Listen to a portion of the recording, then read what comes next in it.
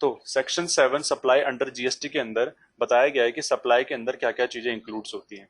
Section 7(1) के अंदर 3 सब सेक्शंस हैं, ए बी सी। तो supply for consideration in the course और फर्दरेंस ऑफ बिजनेस, यानी कि सप्लाई हम किसे बोलेंगे जहां पर हमें कंसिडरेशन मिल रहा है या फिर भविष्य में वो कंसिडरेशन हमें मिलेगा अपने बिजनेस के दौरान। अब यहाँ पर इसके आगे गिवन है सेक्शन 7(1)(a), इसके अंदर क्लैरिफिकेशन गिवन है कि supply for goods and supply for services, इसके बारे में क्लैरिटी डिफाइन करी गई है, वो भी आपको नहीं पढ़ना है। और सेक्शन 7(2) के अंदर ये बताया गया है क्या आपकी सप्लाई नहीं है। बस ये एक छोटा सा चार्ट था जो मुझे आपको बताना था, क्योंकि ये आपका बेस है पूरा के पूरे जीएसटी का, बहुत ही इंपॉर्टेंट। अब चलते हैं हम सप्लाई की डेफिनेशन में जो हमने यहाँ पर पढ़ी थी। हमने अब तक 8 डेफिनेशंस क्लियर कर ली हैं, ठीक है। अब हमें ध्यान से एक एक करके स्टेप बाय स्टेप आगे बढ़ना है। जो नेक्स्ट टॉपिक है वो रेलिवेंट है सप्लाई से, इसलिए मुझे नीचे सबसे नीचे जाकर सप्लाई की डेफिनेशन को कवर अप करना पड़ेगा। ध्यान से समझना। ये रहा 15th नंबर सप्लाई। यहाँ सप्लाई में क्या कह रहा है, all forms of supply of goods और services, all forms of supply of goods और सर्विसेज और बोथ सच एज, यानी कि सभी प्रकार की जो सप्लाई होती हैं वस्तु या सेवाओं की या दोनों की, सच एज। अब ये सच एज का मतलब क्या होता है, सच एज का मतलब होता है एग्जाम्पल, इसको आप लिख लीजिए। सच एज का मतलब होता है एग्जाम्पल, यानी कि उदाहरण की बात वो कर रहा है यहाँ पर। फटाफट करना, ठीक है, थोड़ा सा, ठीक है, कर लिया। सच एज का मतलब होता है एग्जाम्पल। अब हम क्या पढ़ रहे हैं, अभी हम पढ़ रहे हैं सप्लाई। अभी मैंने इससे पहले आपको ये चार्ट समझाया, अब हम सप्लाई की डेफिनेशंस पढ़ रहे हैं। सप्लाई की डेफिनेशन ये कहती है कि all forms of supply of goods और सर्विसेज और बोथ, यानी कि सभी प्रकार की सप्लाई, चाहे वो गुड्स की हो चाहे वो सर्विसेज की हो या दोनों की हो, सच एज। सच एज का मतलब हमने समझा अभी भी, एग्जाम्पल। सेल, वो सेल हो सकती है, या तो हम जब गुड्स या सर्विसेज की सप्लाई कर रहे हैं या दोनों की सप्लाई कर रहे हैं तो हो सकता है वो सेल हो। दूसरा ट्रांसफर, हो सकता है वो ट्रांसफर हो। तीसरा है बार्टर। चौथा है एक्सचेंज। पांचवा है लाइसेंस। छठा है रेंटल। सातवां है लीज या डिस्पोजल। ठीक है, अब इन एग्जांपल्स को हम एक एक करके समझते हैं जरा। सेल तो आपको पता ही है कि अगर हम गुड्स या सर्विसेज की सप्लाई करते हैं या दोनों की सप्लाई करते हैं तो सेल किसे बोलते हैं। सेल उसे बोलेंगे जहां पर हम गुड्स या सर्विसेज या दोनों की ओनरशिप सामने वाले किसी पर्सन को ट्रांसफर कर रहे हैं और उसके लिए हम कंसिडरेशन बाय कैश या काइंड या फिर फ्यूचर में लेंगे। अगर हम कैश में उससे हम वो चीज परचेज कर सेल कर रहे हैं उसको, तो वहां पर वो हमारा डेटर नहीं कहलाएगा। डेटर वो तब कहलाता है जब वो क्रेडिट सेल होती है। तो सेल हम सबको पता ही है कि सेल किस चिड़िया का नाम है। सेल का सिंपल सा मतलब होता है जो हमारा बिजनेस की मेन एक्टिविटी है, बिजनेस एक्टिविटी, उसको बोलेंगे हम सेल्स। तो किसकी सेल करेंगे हम, गुड्स या सर्विसेज की सप्लाई की। ये मत बोलना कि गुड्स या सर्विसेज की सेल करेंगे, आपको प्रॉपर वर्डिंग बोलनी है, गुड्स या सर्विसेज या दोनों की सप्लाई को हम सेल बोलते हैं। ठीक है, पहला एग्जांपल इसका सेल हो गया।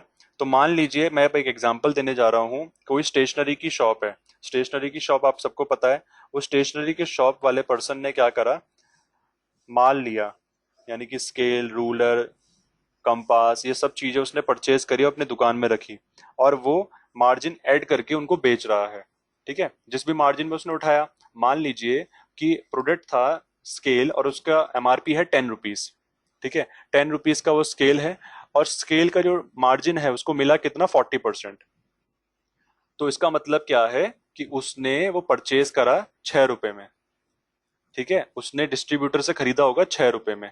6 रुपए में जब उसने खरीदा होगा, अब वो उसको बेचेगा अगर 8 रुपए में, तो उसे प्रॉफिट होगा 2 रुपए। मैं दोबारा रिपीट करता हूं कि ये शॉपकीपिंग कैसे होती है।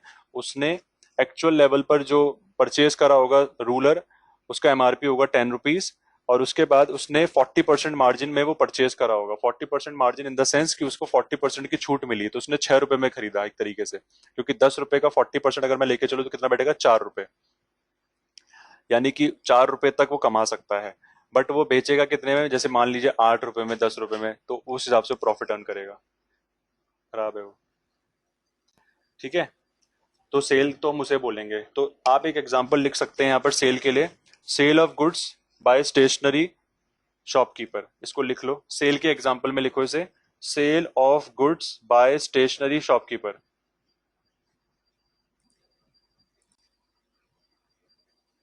अरे यार मेरी वॉइस ब्रेक हो रही है, मेरा माइक ऑपरेट नहीं हो रहा है। तो माइक का क्या करना है इसका? आवाज आ रही है अब सबको? एक तो मैं फ्लो में चले आता हूँ ना, मुझे पता नहीं चलता कि कोई बोल भी रहा है कुछ। वंशिका आपको आवाज आ रही है? स्पेशली वंशिका से पूछा मैंने। ठीक है, तो बताते रहना जो भी दिक्कत हो, ठीक है। अब देखो यहाँ पर हमने क्या बात करी अभी भी सप्लाई के अंदर। कोई बात नहीं शिखा, अटेंडेंस के लिए कोई दिक्कत नहीं।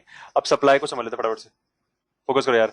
सप्लाई का मतलब क्या है? All forms of supply of goods और सर्विसेज और बोथ सच एज सेल, यानी कि आप सभी प्रकार की सप्लाई कर रहे हो, वस्तु या सेवा या दोनों की, जैसे कि सेल। अब समझते हैं फटाफट से अगला एग्जांपल। अगले एग्जांपल में लिखा है ट्रांसफर है, और फिर उसके बाद लिखा है बार्टर। जरा आप बताओगे बार्टर क्या होता है? बार्टर तो आपने सुना होगा।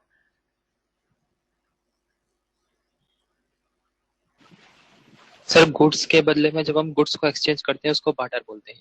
अब आशुतोष ने कहा गुड्स के बदले में गुड्स। ठीक है, अब मैं, क्योंकि आप लोगों ने हमेशा देखा कि बार्टर का एग्जांपल गुड्स के बदले गुड्स होता है, तो मैं एक एग्जांपल देता हूँ बार्टर का ही सर्विसेज का। मान लीजिए कोई सीए है, सीए यानी कि चार्टेड अकाउंटेंट, ठीक है, और एक आर्किटेक्चर है।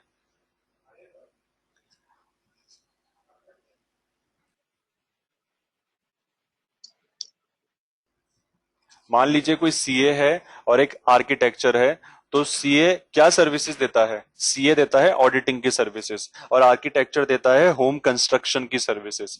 भाई सीए को मकान बनवाना था, उसने बोला जी मेरे को तो एक मकान बनवाना है, एक बढ़िया सा आलीशान। और आर्किटेक्चर ने बोला देखो मैं भी बिजनेस कर रहा हूँ, मेरे को ना एक्चुअली ऑडिटिंग की सर्विसेज चाहिए। ठीक है, अब सीए के पास क्या कला है? वो ऑडिटिंग की सर्विसेज दे सकता है। आर्किटेक्चर के पास क्या कला है? वो होम कंस्ट्रक्शन की सर्विसेज दे सकता है। तो ये बार्टर का एक बेहतरीन एग्जांपल है। Barter is a supply. Barter एक प्रकार की सप्लाई ही होती है। क्यों होती है? क्योंकि यहां पर आप कंसिडरेशन के बदले पैसे नहीं ले रहे हो। अगर कोई आपसे पूछेगा कि बार्टर को हम सप्लाई क्यों बोलते हैं, तो आपको क्लियर कट ये बताना है कि सीए ने होम कंस्ट्रक्शन की सर्विसेज ली और कुछ पे नहीं किया, तो क्यों ये सप्लाई है? यही तो क्वेश्चन है कि क्यों ये सप्लाई है। सीए ने होम कंस्ट्रक्शन की आर्किटेक्चर से सर्विसेज ली, यानी कि उसने परचेज करी होम कंस्ट्रक्शन की सर्विसेज, और उसने उसके बदले कुछ पे नहीं किया, तो इसको सप्लाई क्यों बोलेंगे? इसको सप्लाई डियर इसलिए बोलेंगे क्योंकि यह एक ट्रांजैक्शन है। अरे ये ट्रांजैक्शन कैसे हो सकती है? यहाँ तो कोई पैसे की बात ही नहीं हो रही है। भाई इसलिए ट्रांजैक्शन है क्योंकि इसको हम इकोनॉमिक ट्रांजैक्शन बोलते हैं। इकोनॉमिक ट्रांजैक्शन है, प्लस इसमें कंसिडरेशन भी इन्वॉल्व है। अब आप बोलोगे कंसिडरेशन कैसे इन्वॉल्व है? कंसिडरेशन का मतलब मैंने आपको पहले ही बताया था कि यानी कि कंसिडरेशन का मतलब ये है कैश और काइंड, या तो पैसा मिल जाए या फिर पैसे के बदले कोई और वस्तु या सेवा। तो सीए उसके बदले उसे ऑडिटिंग की सर्विस दे तो रहा है, ठीक है, तो इसीलिए यहां पर कंसिडरेशन भी है। ठीक है, तो हम क्या पढ़ रहे हैं अभी? बार्टर। बार्टर क्या होता है लिख सकते हो आप अपनी कॉपी में, बार्टर इज अ सप्लाई। ठीक है, बार्टर इज अ सप्लाई, और उसका एग्जांपल आप लिख सकते हैं सीए और आर्किटेक्चर आमने सामने लिख लीजिए। सीए के नीचे लिख लीजिए होम कंस्ट्रक्शन सर्विसेज, आर्किटेक्चर के नीचे लिख लीजिए ऑडिटिंग सर्विसेज, और एक एरो बना दीजिए कि सीए वो दे रहा है और आर्किटेक्चर वो दे रहा है। एक क्रॉस एरो नहीं बनता, वैसा बना दीजिए। तो इससे बिल्कुल क्लियर हो जाएगा आपको कि सीए आर्किटेक्चर को ऑडिटिंग सर्विस दे रहा है और आर्किटेक्चर होम कंस्ट्रक्शन सर्विसेज दे रहा है सीए को। अब क्वेश्चन क्या आता है, क्या यह ट्रांजैक्शन है? अब आंसर तो आप इसका सिंपली दे दोगे यस, बट प्रॉब्लम होती है रीजंस देने में। ध्यान रखना, हमने जब भी हमने प्राइवेट स्कूल में एग्जाम आपने दिए होंगे तो आपको पता है कि ट्रू और फॉल्स देना आसान होता है। ट्रू तो बताना है, फॉल्स तो बताना है, जय माता दी तो करना है। बट प्रॉब्लम कहां पे आती है? जब गिव रीजंस की बात होती है। तो क्वेश्चन आता है क्या यह ट्रांजैक्शन है, तो हम बोलेंगे हाँ ये ट्रांजैक्शन है, क्योंकि इसको इकोनॉमिक ट्रांजैक्शन बोलेंगे, और इसमें कंसिडरेशन भी इन्वॉल्व है, क्योंकि सीए सर पैसों के बदले ऑडिटिंग सर्विसेज दे रहे हैं। जो सीए सर हैं यानी कि जो सीए बंदा है वो क्या कर रहा है? पैसों के बदले ऑडिटिंग सर्विसेज दे रहा है। तो इस क्वेश्चन का जवाब, क्वेश्चन क्या था कि क्या यह ट्रांजैक्शन है, उसका उत्तर आपको मिल गया। हाँ ये ट्रांजैक्शन है और ये इकोनॉमिक ट्रांजैक्शन है, इसमें कंसीडरेशन भी है। ध्यान रखना, मैं बार बार इसलिए बोल रहा हूँ, मैं बार बार आपको लग रहा है मैं पका रहा हूँ आपको, ऐसा मुझे करना पड़ेगा समझाने के लिए। दूसरा, हो सकता है कि मेरे बताते बताते कोई स्टूडेंट नोट कर रहा हो, उसका कुछ छूट गया हो, तो मुझे बार बार बोलना पड़ेगा। अगर किसी का कहीं छूटता तो बेझिझक बता देना। प्लस दूसरा पॉइंट ये है, अगर किसी को समझ में नहीं आता है और ऐसा लग रहा है कि यार 16 स्टूडेंट 17 स्टूडेंट्स हैं, शायद मेरे क्लियर नहीं हो रहा होगा, मेरे मैं मंदबुद्धि हूँ, तो ऐसा मत सोचना। अपने दिमाग में ये लेके चलना कि हो सकता है सर मुझे नहीं समझा पा रहे हैं, मैं तो पूरा शार्प हूँ, ठीक है, तो हो सकता है मैं ना समझा पा रहा हूँ आपको, ऐसा बोलना अपने आप को, तब आपके अंदर से आएगा कि चलो क्वेश्चंस पूछ लेते हैं।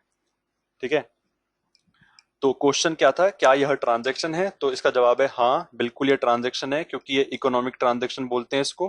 कंसिडरेशन भी इसमें इन्वॉल्व है। कैसे इन्वॉल्व है? क्योंकि सीए सर पैसों के बदले ऑडिटिंग सर्विसेज दे रहे हैं। ध्यान रखना, कंसिडरेशन का मतलब क्या होता है। कंसिडरेशन का मतलब होता है,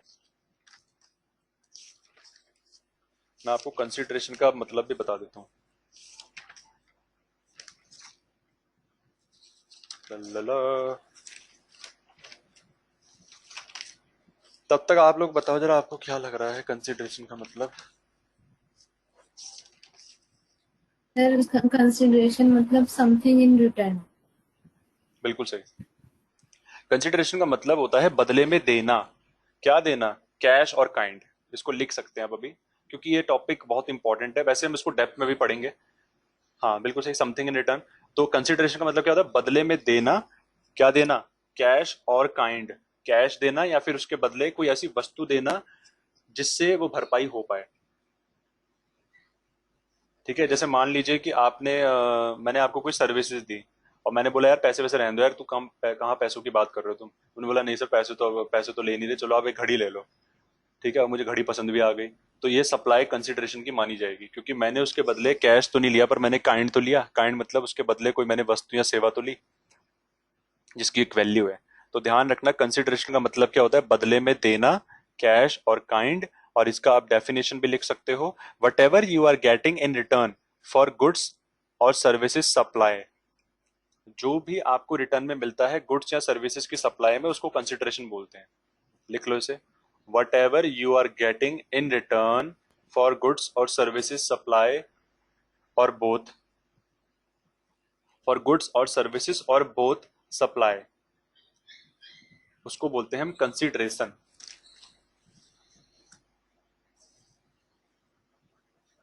तो हमने बार्टर का एग्जांपल क्लियर कर लिया है। बार्टर में किसी को कोई डाउट? अगर नहीं है डाउट तो एन टाइप कर दो चैट बॉक्स में।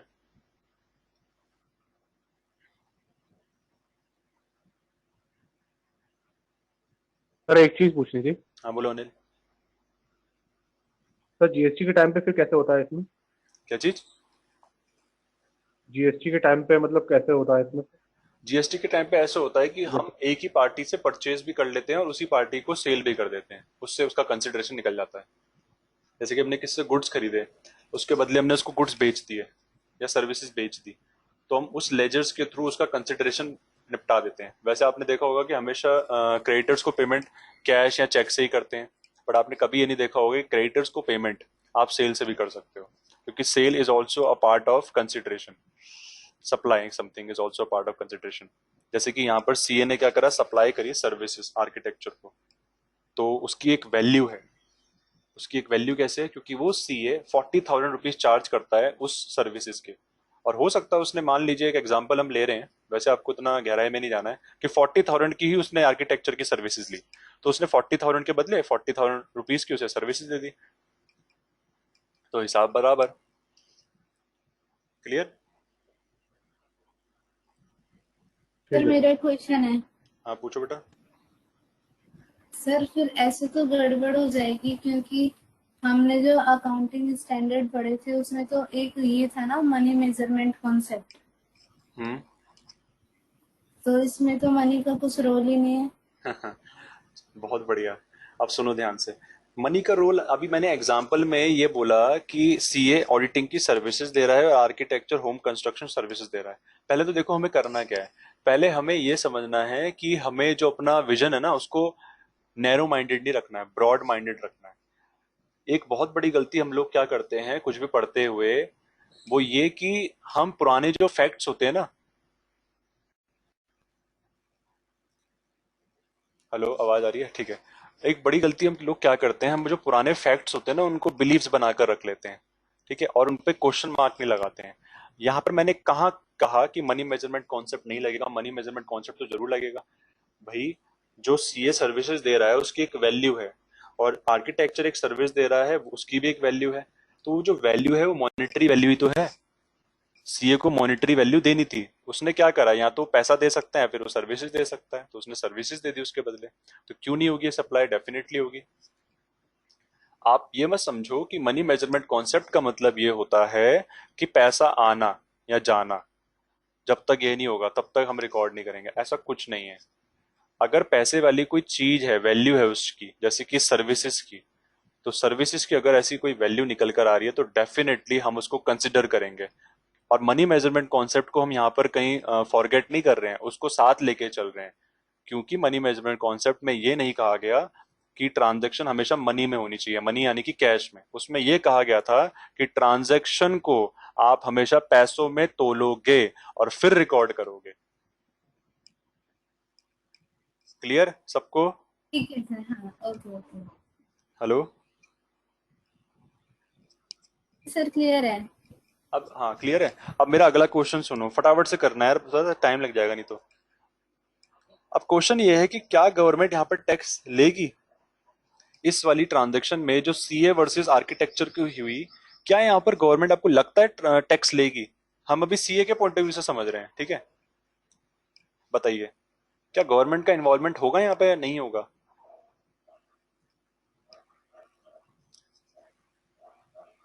मीनाक्षी कह रही है नहीं होगा, आलोक कह रहा है होगा। ठीक है, तो फटाफट से बता देता हूँ बेटा, इसमें गवर्नमेंट डेफिनेटली टैक्स लेगी। पता है क्यों लेगी? देखो, गवर्नमेंट ने इस ट्रांजैक्शन को सप्लाई की डेफिनेशन में इसलिए डाला क्योंकि गवर्नमेंट को भी फायदा चाहिए। पहले तो ये समझो कि सीए फायदा कैसे ले रहा है। सीए होम कंस्ट्रक्शन की सर्विसेज ले रहा है। आर्किटेक्चर फायदा कैसे ले रहा है? ऑडिटिंग की सर्विसेज लेकर। ठीक है, तो गवर्नमेंट को फायदा तो चाहिए। गवर्नमेंट को फायदा क्यों नहीं चाहिए? जब वो दोनों के दोनों अपना फायदा ले रहे हैं तो गवर्नमेंट क्यों नहीं लेगी? गवर्नमेंट इसीलिए इस ट्रांजैक्शन को, इस बार्टर को सप्लाई में डालती है, और ये डेफिनेटली टैक्सेबल भी होगा। ये सप्लाई अगर होगा तो ये टैक्सेबल जरूर होगा। तो गवर्नमेंट टैक्स क्यों ले रही है, इस क्वेश्चन का जवाब है गवर्नमेंट टैक्स इसलिए ले रही है क्योंकि गवर्नमेंट को भी फायदा चाहिए। बहुत सिंपल आंसर, गवर्नमेंट को भी फायदा चाहिए भाई, इसलिए तो ले रही है। क्योंकि अगर उन दोनों को फायदा हो रहा है तो गवर्नमेंट अपना फायदा क्यों नहीं देखेगी भाई? बार्टर का एग्जांपल मैंने क्लियर कर लिया, मैं फटाफट से अग्रसर हो रहा हूँ, आगे बढ़ रहा हूँ। Let's go ahead. अब है ट्रांसफर। अब ट्रांसफर क्या होता है? ट्रांसफर एक सप्लाई होती है, जैसे बार्टर एक सप्लाई है वैसी ट्रांसफर एक सप्लाई होती है। मान लीजिए कोई पर्सन है, उसकी दो ब्रांचेज हैं। जैसे कि एक ब्रांच ले लेते हैं जम्मू में और एक ब्रांच ले लेते हैं दिल्ली में। ठीक है, एक ब्रांच उसकी जम्मू में और दिल्ली में, और उसने जम्मू से गुड्स ट्रांसफर करे दिल्ली में।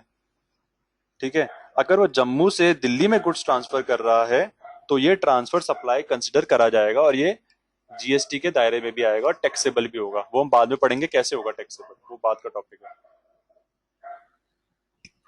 ठीक है जी, तो आप अपनी कॉपी में लिख लीजिए, transfer is a supply. Transfer भी एक सप्लाई होती है। और एग्जाम्पल में आप बोल सकते हैं कि एक पर्सन है जिसकी दो ब्रांचेस है जम्मू एंड दिल्ली में, और वो जम्मू से गुड्स ट्रांसफर कर रहा है दिल्ली में। ध्यान रखना, दोनों ब्रांचेस उसी की हैं, दोनों शाखाएं उसी की हैं, और वो जम्मू से माल ट्रांसफर कर रहा है दिल्ली में। तो ये गुड्स ट्रांसफर होने की एंट्री, ये जो गुड्स ट्रांसफर होंगे ये ट्रांसफर कहलाएगा। पहले बताओ मेरी आवाज आ रही है प्रॉपर? Yes sir. ठीक है ठीक है। Yes sir. अब पढ़ते हैं हम आगे, ध्यान से समझना एक एक चीज। अगर मैं फास्ट करूं तो मुझे बता देना, थोड़ा मुझे फास्ट करना ही पड़ेगा यार, आपका ना कोर्स बहुत स्लो चल रहा है और मुझे फिनिश अब भी करना है इसे। थोड़ा तुम्हें भी लग रहा होगा कि यार काफी हम लेंथी चल रहे हैं। ठीक है, अब मैं थोड़ा स्पीड में लेके चलूंगा। अब है एक्सचेंज। एक्सचेंज वर्ड को समझते हैं। एक्सचेंज वर्ड का मतलब क्या होता है? कई बार हम क्या गलती करते हैं, बार्टर और एक्सचेंज को एक समझ बैठते हैं। हम सोचते हैं बार्टर भी वही होता है जो एक्सचेंज होता है, इसलिए हम इसमें हमेशा कंफ्यूज रहते हैं। ध्यान रखना, एक्सचेंज एक अलग चीज होता है और बार्टर अलग चीज होती है। बार्टर के केस में आप गुड्स या सर्विसेज को सप्लाई करते हो किसके बदले? जो गुड्स और सर्विस आपने परचेज करी है उसको तो बार्टर बोलते हैं। अब एक्सचेंज के केस में क्या होता है? एक्सचेंज के केस में मान लीजिए आपका एक पुराना फोन है, और आपको एक नया फोन लेना है, और फ्लिपकार्ट में एक स्कीम आई कि आप पुराना फोन दीजिए, 5,000 रुपए ऐड कीजिए और नया फोन ले जाइए 15,000 रुपए में। यानी कि पुराना फोन आप दे दो उन्हें, 5,000 रुपए और दे दो। या फिर मान लीजिए कोई शॉप है, कोई मोबाइल की शॉप है, उसने एक स्कीम बोली कि पुराना फोन लाओ, नोकिया का कोई सा भी, या फिर पुराना फोन लाओ कोई भी, मान लीजिए उसका एमआई का, और 5,000 रुपए और दो और नया फोन ले जाओ इतने में, 15,000 रुपए में, 15,000 रुपए का नया फोन ले जाओ। अब ध्यान रखना एक चीज का, कि हमने उसको नए फोन के लिए 15,000 रुपए नहीं दिए। ठीक है, हमने उस नए फोन के बदले उसे 15,000 रुपए नहीं दिए, बल्कि पुराना फोन दिया और पुराने फोन के साथ 5,000 रुपए और दिए। ये 5,000 रुपए और देना ही इसको एक्सचेंज बनाता है। अगर ये पुराना फोन मैं देता, इसके बदले नया फोन ले लेता, तो ऐसा तो देखो ये तो नॉनसेंस हो गया, ये तो बार्टर भी नहीं कहलाया जा सकता। क्योंकि बार्टर के केस में जो सर्विसेज या गुड्स की वैल्यू होती है ना, वो एक कंसिडरेबल वे में हो। नए फोन की वैल्यू 15,000 है, पुराने फोन की वैल्यू 5,000 है, तो उसको हम बार्टर नहीं बोल सकते। ठीक है, यहाँ पर जब पुराने फोन के साथ हमने 5,000 रुपए उसको ऐड करके दिए और नया फोन ले लिया 15,000 रुपए में, so this is an example of an exchange. इसको हम एक्सचेंज बोलते हैं, और एक्सचेंज भी एक सप्लाई होती है। और अगर ये एक्सचेंज सप्लाई है तो that should definitely be recorded in GST. एक और एग्जांपल मैं देता हूँ। पुरानी कार है, उसके बदले एक नई कार चाहिए, और पुरानी कार के बदले अगर आपको नई कार चाहिए तो एक स्कीम आई जिसके तहत बोला गया कि पुरानी कार दो और 7 लाख रुपए दो, और 7 लाख रुपए के साथ अगर पुरानी कार आप देते हो तो नई कार ले जाओ 10 लाख की। ठीक है, अब आप बोलोगे इससे बढ़िया सेकंड हैंड ही क्यों ना ले ले, वो एक अलग पॉइंट है। अब एक्सचेंज इसी को ही बोलते हैं। बार्टर और एक्सचेंज में डिफरेंस क्या होता है, जरा चैट बॉक्स में टाइप करके मुझे बताओ फटाफट से सबके सब। 1 मिनट का टाइम दे रहा हूं मैं, और छोटा होना चाहिए वो एक्सप्लेनेशन, ज्यादा बड़ा नहीं, जो आ रहा है अंदर वो डाल दो। बार्टर और एक्सचेंज में जो भी आपको डिफरेंस लगा, just type in chat box, don't say it, don't say it, just mute नहीं नहीं योरसेल्फ। सर, मेरे को कुछ पूछना। अभी रुक जाओ बेटा, पहले हाँ पूछना है पूछो। मैं सर वही पूछ रहा था कि जैसे अगर आपने अभी ठीक है वाटर और उसका आपने जो नहीं वही क्या पूछ रहा था, जैसे वही पूछ रहा, तो ऐसे बोले 10 बार पूछ लिया, पूछो। नहीं सर, मतलब मैं ये पूछ रहा था कि जो आपने जैसे मेरे को आर्किटेक्ट अभी बताया था ना, अपना आर्किटेक्ट और आवाज नहीं ये आ का रही बेटा, थोड़ा तेज एग्जांपल, बोलो, थोड़ा तेज बोलो प्लीज। आपने जो सीए और आर्किटेक्ट का एक जो एग्जांपल दिया था। मैंने तेज बोलने के लिए बोला, ऐट में बोलने के लिए नहीं बोला है। एक सेकंड, आलोक कुछ पूछ रहा है। आलोक, क्वेश्चन ये है कि बार्टर और एक्सचेंज में डिफरेंस क्या है, एक लाइन में बताओ, ये है क्वेश्चन। जी अनिल आप बोलो। हेलो, आवाज आ रही सर? हाँ हाँ बोलो बोलो। तो सर अगर उसमें मैं बार्टर और एक्सचेंज में कैसे डिफरेंस करूंगा, अगर एग्जांपल के तौर पे अगर सीए या फिर आर्किटेक्ट किसी एक की जो सर्विस है वो उससे ज्यादा होती है अमाउंट में, तो उसको फिर हम किस में डिफाइन करेंगे, कर सकते हैं या करेंगे? देखो एक्सचेंज जैसे में क्या, एग्जांपल के तौर पे अगर हाँ हाँ मैं समझ रहा हूँ। एक्सचेंज में देखो डिफाइंड होता है कि पुरानी चीज के बदले नई चीज, पहली बात तो ये समझ लेते हैं। Barter is another expect. जैसे बार्टर का एक बेस्ट एग्जांपल है, मैं आपको देता हूँ, भी शायद आपने भी सुना होगा, कि घोड़े के बदले चने। बार्टर में हम ये नहीं बोल सकते। बार्टर के केस में क्या होता है कि गुड्स और सर्विसेज का नेचर कभी भी एक नहीं होता, और एक्सचेंज के टाइम पे आप बोल सकते हो गुड्स या सर्विसेज का नेचर एक जैसा होता है। That make okay, sense. ठीक है। तो आंसर मेरे पास आ रहे हैं। शालिनी नेगी ने एक बहुत अच्छा वर्ड यूज करा है, cross connection. Oh my god. Alok Gupta कह रहे हैं barter on same value, exchange on same value, exchange on any value. Barter होती है सेम वैल्यू पे, एक्सचेंज होता है एनी वैल्यू पे। तुषार कह रहे हैं बार्टर में इक्वल वैल्यूएबल सप्लाई होती है। कनिका कह रही है barter is for supply of goods और services, whereas exchange is with some new value, exchange is some with new value. आप लोग ये क्यों नहीं बोल रहे हो कि एक्सचेंज में हम पुरानी वैल्यू को भी एक तरीके से देते हैं? आप ये नहीं बोल रहे हो कि पुरानी चीज जाती है एक्सचेंज में, माय डियर, तभी तो उसको एक्सचेंज बोला जा रहा है, एक्सचेंज। सम बार्टर, सर बार्टर में हम गुड्स और सर्विसेज में ही, एक सेकंड, वंशिका कह रही थी सर बार्टर में हम गुड्स और सर्विसेज में ही एक्सचेंज करते हैं, और एक्सचेंज मनी की टर्म्स में होता है। कह सकते हैं एक लेवल पे बार्टर में गुड्स से एक्सचेंज करता है। ये अंजलि त्यागी बहुत बदतमीज लड़की है, पता नहीं कैसे लिखती है, बार्टर गुड्स से एक्सचेंज करता है, एक्सचेंज में करेंसी में एक्सचेंज करता है। बड़ा बताता हूँ तुम्हें भी। Meenakshi said in barter system we exchange goods with other for a considered value. In exchange we change goods for other goods, very good, एक वर्ड अच्छा लगा मुझे, change goods for other goods in which value is not fixed, very good. ये सब मैं आपको chatting आपकी send करूंगा, ठीक है, ध्यान रखना। तो ये वर्ड हमारा खत्म एक्सचेंज का। अब ये जो लाइसेंस वर्ड है, ये जो रेंटल वर्ड है, लीज और डिस्पोजल, इसको समझ लेते हैं फटाफट से। लाइसेंस का मतलब क्या होता है? लाइसेंस का मतलब होता है जब आप किसी को ये अथॉरिटी देते हो कि वो इस काम को कर सकता है। मान लीजिए आप घोड़ों की रेस करवाते हो, घोड़ों की रेस करवाते हो, और घोड़ों की रेस में बंदे क्या करते हैं, पैसा लगाते हैं कि कौन सा घोड़ा पहले आएगा, कौन सा बाद में आएगा। तो घोड़ों की रेस में एक कंप्यूटराइज्ड मशीन होती है जिसको बोलते हैं टोटलाइजेटर। मैं लिख देता हूं इसको चैट बॉक्स में, सट्टेबाजों के लिए अच्छा है वर्ड, टोटलाइजेटर। टोटलाइजेटर एक ऐसा स्पेशल कंप्यूटर होता है, एक मशीन होती है जिसमें आइडेंटिफाई हम कर सकते हैं किस हॉर्स में कितना पैसा लगाओ और कितना रिटर्न मिलेगा। आपने देखा भी होगा मूवीज में ना, कि किस हॉर्स में कितना पैसा लगाओ कितना रिटर्न मिलेगा। हॉर्स वन में 1 लाख लगाओ 1.5 लाख मिलेंगे, 50,000 लगाओ दूसरे हॉर्स पे 60,000 ले जाओ, तो उसको बोलते हैं टोटलाइजेटर, ठीक है।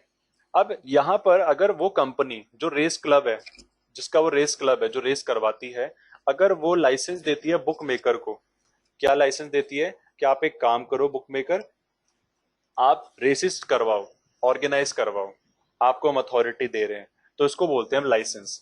लाइसेंस के टाइम पे हम एक स्पेशल अथॉरिटी देते हैं कोई भी काम करने की उस पर्सन को जो हमारे बिहाफ में बिजनेस को मैनेज करेगा, इसको बोलते हैं लाइसेंस। और यहां पर सप्लाई ही वर्ड आएगा, ठीक है, सप्लाई वर्ड हम यहां पर लेंगे, सप्लाई ऑफ गुड्स या सर्विसेज।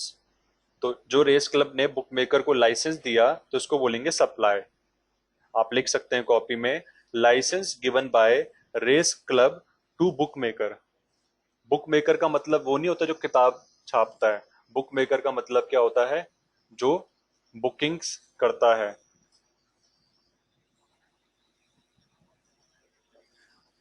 लिख लो, a licence given by race club to book maker.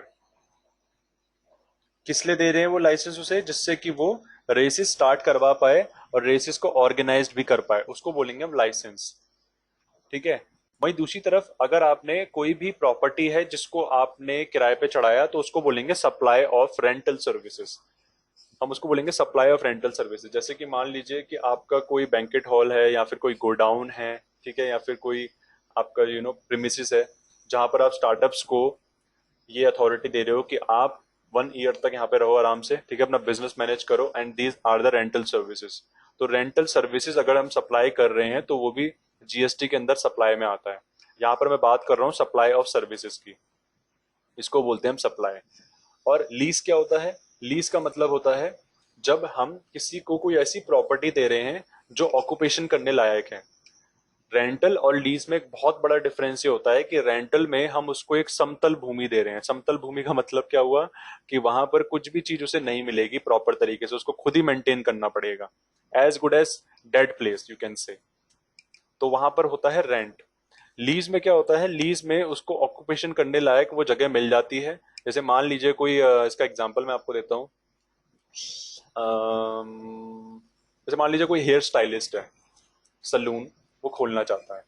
अब उसने सलून खोलने के लिए ये देखा कि कौन अपनी सलून की जो जगह है वो लीज पे दे रहा है, ठीक है। सलून वाली जगह लीज पे देना मतलब क्या, कि कोई ऐसा पर्सन हो सकता है जो उस जगह को छोड़ के जाना चाहता हो, और वो ये भी चाहता है कि यार कोई ना मेरी जगह इस चीज को यूज कर ले। जैसे मान लीजिए आप किसी फिटनेस सेंटर को जानते हो, उस फिटनेस सेंटर का मालिक क्या बोलता है कि यार मैं ना जगह को छोड़ना चाहता हूँ और मैं अब है ना यहाँ पे नहीं रह सकता, मैं शिफ्ट हो चुका हूँ।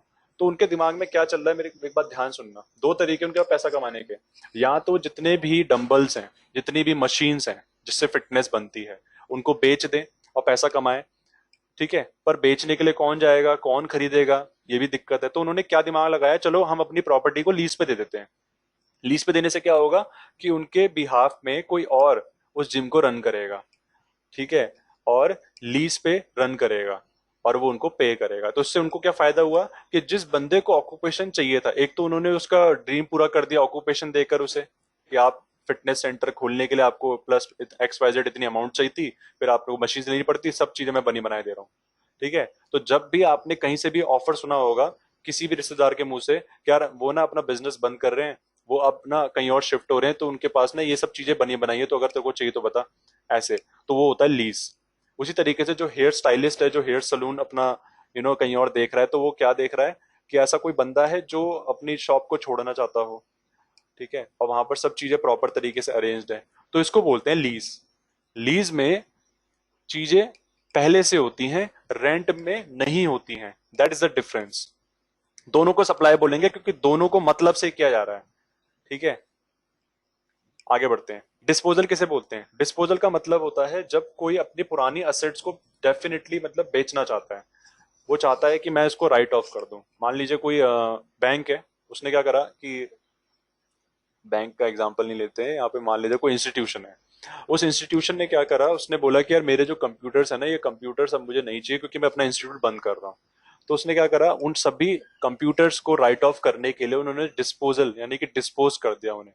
डिस्पोजल का मतलब ध्यान समझना, डिस्पोजल का मतलब होता है कंप्यूटर्स को अपनी बुक्स ऑफ अकाउंट्स में राइट ऑफ करना, जीरो वैल्यू कर देना। और कैसे करना? किसी और बिजनेस को वो बेचकर। लीज और डिस्पोजल में अब एक डिफरेंस को समझ लो। लीज के टाइम पे आप सर्विसेज देते हो और डिस्पोजल के टाइम पे आप गुड्स देते हो।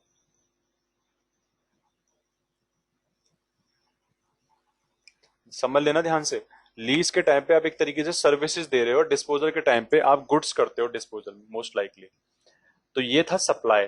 सप्लाई अभी खत्म नहीं हुआ है, सप्लाई में और भी चीजें हमें पढ़नी है। अब यहाँ पे क्या लिखा हुआ है? मेड और agree to be made, made और agree to be made for a consideration, यानी कि या तो सप्लाई की जा रही है या फिर भविष्य में की जाएगी। अब ये एग्री टू बी मेड को भी हमें समझना है, इसमें एक एक वर्ड समझने वाला है और मैं कुछ छोड़ूंगा नहीं, ध्यान रखना। अब यहां पर एक वर्ड आता है मेड और एग्री टू बी मेड, इसको क्लियर करते हैं, क्या है इसका मतलब।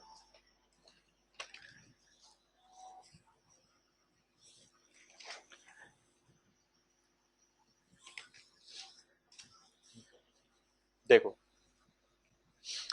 मेड और एग्री टू बी मेड का मतलब क्या होता है? मान लीजिए कोई फेमस ब्यूटिशियन है, फेमस ब्यूटिशियन का नाम किसी को पता है? जैसे कि मान लेते हैं शहनाज हुसैन। शहनाज हुसैन क्या करती है, वो ब्यूटिशियन की सर्विसेज दे रही है और उसके बदले वो अमाउंट रिसीव करते हैं। तो ध्यान रखना, जब भी कोई बड़े ओहदे पे कोई भी सर्विसेज देता है तो पहले वो एडवांस रिसीव करता है। तो शहनाज हुसैन ने क्या करा, एडवांस रिसीव करा और उसके बदले वो ब्यूटी सर्विसेज देंगे। कब देंगे? फ्यूचर में। किसको देंगे? उस कस्टमर को जिसके घर में फ्यूचर में ओकेशन होगा। तो ये होता है मेड और एग्री टू बी मेड का मतलब। या तो सप्लाई की गई है पूरी तरीके से, या फिर agree to be made. Agree to be का मेड का मतलब क्या होता है? भविष्य में की जाएगी। तो अभी हमने क्या समझा? गुड्स या सर्विसेज या दोनों की supply, sale, transfer, barter, exchange, licence, rental, lease और डिस्पोजल को सप्लाई बोलेंगे, ठीक है। पर ध्यान रखना, एग्रीड टू बी मेड को भी सप्लाई बोलेंगे। एग्रीड टू बी मेड का मतलब क्या होता है कि जो सप्लाई करने वाला है वो राजी हो चुका है कि वो भविष्य में सप्लाई करेगा। मेड का मतलब तो क्या है? उसी वक्त वो हो रहा है, at that moment supply is happening. But agree to be made means कि भविष्य में होगा। तो शहनाज हुसैन का आप एग्जांपल लिख सकते हैं क्योंकि वो एक फेमस ब्यूटिशियन है। तो वो फ्यूचर में क्या करेंगे, कस्टमर की लोकेशन पे जाकर उस ओकेशन में, ये भी एक अच्छा वर्ड है याद करने के लिए, कस्टमर की लोकेशन पे जाकर उस ओकेशन में उनको ब्यूटी सर्विसेज देंगे। तो इसको बोलते हैं एग्री टू बी मेड का एग्जांपल। ये जो एग्री टू बी मेड है ना, ये ज्यादातर तब आएगा जब आप ये देखोगे कि हम सर्विसेज सप्लाई कर रहे हैं बड़े लेवल पर। जैसे आप किसी कॉन्ट्रैक्टर से भी सर्विसेज लोगे, कॉन्ट्रैक्टर का मतलब क्या होता है? सिंपली ठेकेदार। उससे आप सर्विसेज लोगे मकान बनवाने की, तो वो भी तो एडवांस लेगा पहले। किसी सीए से आप सर्विसेज लोगे, वो भी एडवांस लेगा पहले। ध्यान रखना, जब भी कोई बड़े लेवल पर होता है, इवन डॉक्टर भी, डॉक्टर के केस में भी हम बोल सकते हैं agree to be made. Agree to be made का मतलब क्या? आपने एक तरीके से क्या करा, आपने एक तरीके से, जैसे हमारे राजनगर में आपने आरडीसी में सुना होगा डॉक्टर भावुक मित्तल, उनका बहुत नाम फेमस है, and he is a famous doctor. उस फील्ड में मुझे ध्यान नहीं है, स्किन के डॉक्टर है जहां तक मुझे क्लियर है। तो वो एक्चुअली क्या है करते हैं वहां पर, क्या सिस्टम है कि पहले आपको कॉल करना पड़ेगा, कॉल करने के बाद उसके बाद आपकी एक बुकिंग होगी, एक टोकन आपको मिलेगा, और वो टोकन लेने के बाद एक तरीके से आपको 1.5 घंटे बाद आना है या 2 घंटे बाद आना है। तो ये क्या है? इसका मतलब क्या है? इसका मतलब क्या है? एग्री टू बी मेड, कि सप्लाई की जाएगी। ठीक है, अब इसको ध्यान से समझ लेना। आप लोगों के दिमाग में कहीं ये ना चल रहा हो कि यार पैसा तो हमने दिया नहीं कई बार डॉक्टर को, या फिर बाद में देंगे तो कैसे। तो ध्यान रखना, यहाँ पर एक वर्ड लिखा हुआ है इसी के आगे, फॉर अ कंसिडरेशन। यानी कि अगर ये सब चीजें हो रही हैं उसी समय, या फिर एग्री टू बी मेड यानी कि भविष्य में, तो वो होंगी कंसिडरेशन के लिए, तभी सप्लाई माना जाएगा। अगर वो कंसिडरेशन के लिए नहीं हो रही तो सप्लाई नहीं हो सकता वो। अब कंसिडरेशन को हमें पढ़ना भी है। आप लोगों के दिमाग में क्या है? कंसिडरेशन का मतलब क्या है? पैसा, पैसा या फिर कोई पैसे वाली वस्तु। कंसिडरेशन को भी हम पढ़ेंगे। तो कंसिडरेशन के लिए होगा बाय अ पर्सन, पर्सन का मतलब होता है बिजनेस, जिसको भी मैं पढ़ाऊंगा, इन द कोर्स और फर्दरेंस ऑफ बिजनेस, यानी कि वो उस दौरान पैसा लेगा या फिर फर्दरेंस ऑफ बिजनेस बाद में लेगा। जैसे कि मान लेते हैं एक डॉक्टर है, उस डॉक्टर के पास हम जाने से पहले हमने बाहर एक टोकन लिया, और टोकन का चार्ज है मान लीजिए 100 रुपीज। तो इसमें क्या हुआ, उसने पहले ही कंसिडरेशन थोड़ा सा चार्ज कर लिया। ये होगा consideration by a person in the course, in the course. ठीक है, और अगर फ्यूचर में वो लेगा तो उसको बोलेंगे फर्दरेंस ऑफ बिजनेस, या फिर वो आगे चल के लेगा। दोनों केस में वो पैसा तो ले ही रहा है ना। तो अगर आप इस डेफिनेशन को सप्लाई की ध्यान से समझोगे तो बेटा it's not just 2.5 lines. Actually में एक एक शब्द का बहुत बड़ा बड़ा मीनिंग है, जिसको अगर अभी हमने नहीं समझा तो जीएसटी हमें समझ में नहीं आ सकता, हम फिर उलझ के रह जाएंगे। तो मैंने क्या बताया, मैं दोबारा से बता रहा हूं, जिसको भी डाउट हो बताना। ठीक है, सप्लाई का मतलब होता है all forms of supply. All forms of supply का मतलब हर प्रकार की सप्लाई। ठीक है, किस चीज की? गुड्स की या सर्विसेज की या दोनों की। जिसके अंदर क्या आ सकता है? Sale, transfer, barter, exchange, licence, rental, lease या डिस्पोजल। सेल का मतलब हमको पता ही है, जब हम प्रोडक्ट या सर्विसेज बेचते हैं उसके बदले हम कैश या फिर चेक रिसीव करते हैं। कैश या तो कैश में होती है या फिर क्रेडिट में होती है ट्रांजेक्शन फ्रॉम अवर डेटर, उसको हम सेल बोलते हैं। ट्रांसफर में हम एक गोडाउन से दूसरे गोडाउन में या फिर एक ब्रांच से दूसरे ब्रांच में माल ट्रांसफर करते हैं। बार्टर के केस में हम एक्सचेंज करते हैं सर्विसेज। ठीक है, जो हम एक दूसरे के लिए जो यूजफुल होती है वो सर्विसेज या गुड्स हम सप्लाई करते हैं एक दूसरे को, उस कंसिडरेशन की भरपाई के लिए। इकोनॉमिक ट्रांजेक्शन इसको बोलते हैं। एक्सचेंज के केस में हम पुराने के बदले नया लेते हैं। ठीक है, जैसे पुराना फोन हमने बेचा 5,000 रुपए दिए और नया फोन ले लिया 15,000 रुपए का, या फिर पुरानी गाड़ी नई गाड़ी आ गई। लाइसेंस के केस में हम अथॉरिटी देते हैं कि वो हमारे गुड्स या सर्विसेज को बेचेगा। ठीक है, जैसे बुक मेकर का मैंने एग्जांपल लिया था यहाँ पर, कि रेस क्लब ने बुक मेकर को लाइसेंस दिया कि आप जाइए आप बुकिंग करवाइए, ठीक है, और आपको इतना पैसा मिलेगा, दैट इज लाइसेंस। रेंटल के केस में हम अपनी प्रॉपर्टी या फिर कोई भी ऑफिस या फिर कोई जगह जहां पर कुछ भी चीज अवेलेबल नहीं है, दैट प्लेस इज डेड, तो वहां पर रेंट होता है। लीज के केस में क्या होता है कि वो प्रॉपर्टी आपको कोई ऑक्यूपेशन करने लायक मिल जाएगी, क्योंकि वो बंदा उसको छोड़ रहा है। जैसे कि मैंने बात की थी जिम की, फिटनेस सेंटर की, जिम की। ठीक है, तो वो क्या करेगा, वो उस जगह को लीज पे दे सकता है। डिस्पोजल के केस में हमारे जो पुराने कंप्यूटर्स हैं कोई इंस्टीट्यूशन के, हम उनको बेचना चाहते हैं, राइट ऑफ करना चाहते हैं। मेड और एग्री टू बी मेड का मतलब क्या है? या तो वो समय होगा या फिर वो भविष्य में होगा। एग्री टू बी मेड का मतलब क्या है कि वही सर्विसेज हम भविष्य में देंगे। जैसे शहनाज हुसैन का मैंने एग्जांपल लिया कि वो भविष्य में सर्विसेज देंगे, एडवांस उन्होंने पहले ही ले लिया है। ठीक है, तो यहां तक तो बात हो गई थी गुड्स या सर्विसेज की सप्लाई करने की। ठीक है, पर ध्यान रखना गुड्स या सर्विसेज की सप्लाई करना ही सप्लाई नहीं होता अगर उस सप्लाई के अंदर कोई कंसिडरेशन नहीं है। ठीक है, आप कभी भी उस चीज को नहीं बोलोगे सप्लाई जहां पर कोई कंसिडरेशन नहीं है, आप उसको दान बोलोगे। तो कंसिडरेशन आना चाहिए। तो अब आगे बोल रहा है फॉर अ कंसिडरेशन।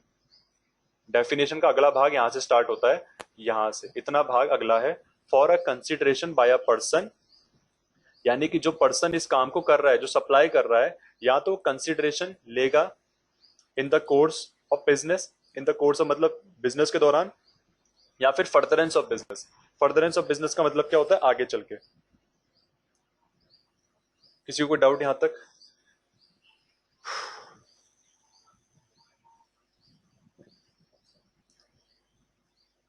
किसी को कोई डाउट है तो पूछिए, नहीं तो मैं आगे बढ़ता हूं।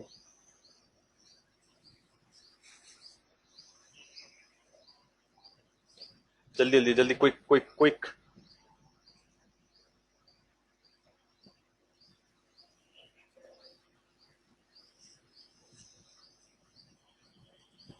ठीक है, फटाफट से कुछ एग्जांपल्स अब देख लेते हैं, फटाफट से देखते हैं। कोई शॉप है, ठीक है, एक शॉप बना लो फटाफट से।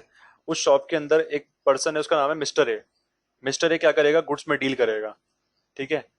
मिस्टर ए ने गुड्स में डील करा, तो मैं आपको एग्जांपल समझा रहा हूँ सप्लाई का, तो ध्यान समझना एक एक पॉइंट को। मिस्टर ए गुड्स में डील करता है, उसकी एक शॉप है, और रटना मत किसी भी एग्जांपल को, बस समझना, अंडरस्टैंडिंग करना कि मैं बोल क्या रहा हूँ किस डायरेक्शन में, तब आप खुद भी एग्जांपल्स क्रिएट कर सकते हो। मिस्टर ए ने क्या करा, गुड्स में डील कर रहा है, उसकी एक शॉप है, उसने पहले कस्टमर को माल बेचा 5,000 रुपए का, और 5,000 रुपए उसको उसके बदले मिल गए। तो क्या ये सप्लाई है? अगर है तो वाई टाइप करो, नहीं है तो एन टाइप करो।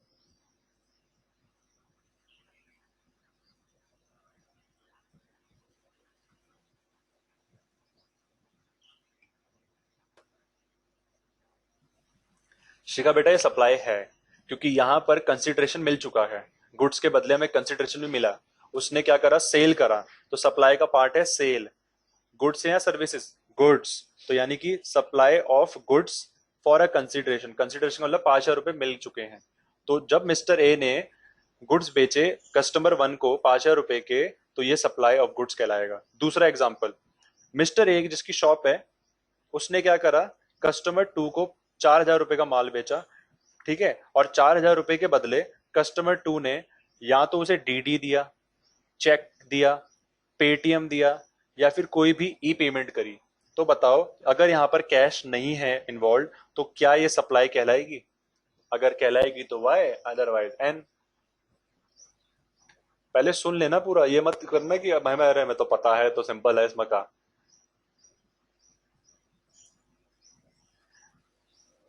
ठीक है, तो मैंने आपको एग्जाम्पल भी दिए कि कैसे हमें जज करना है सप्लाई है या नहीं है।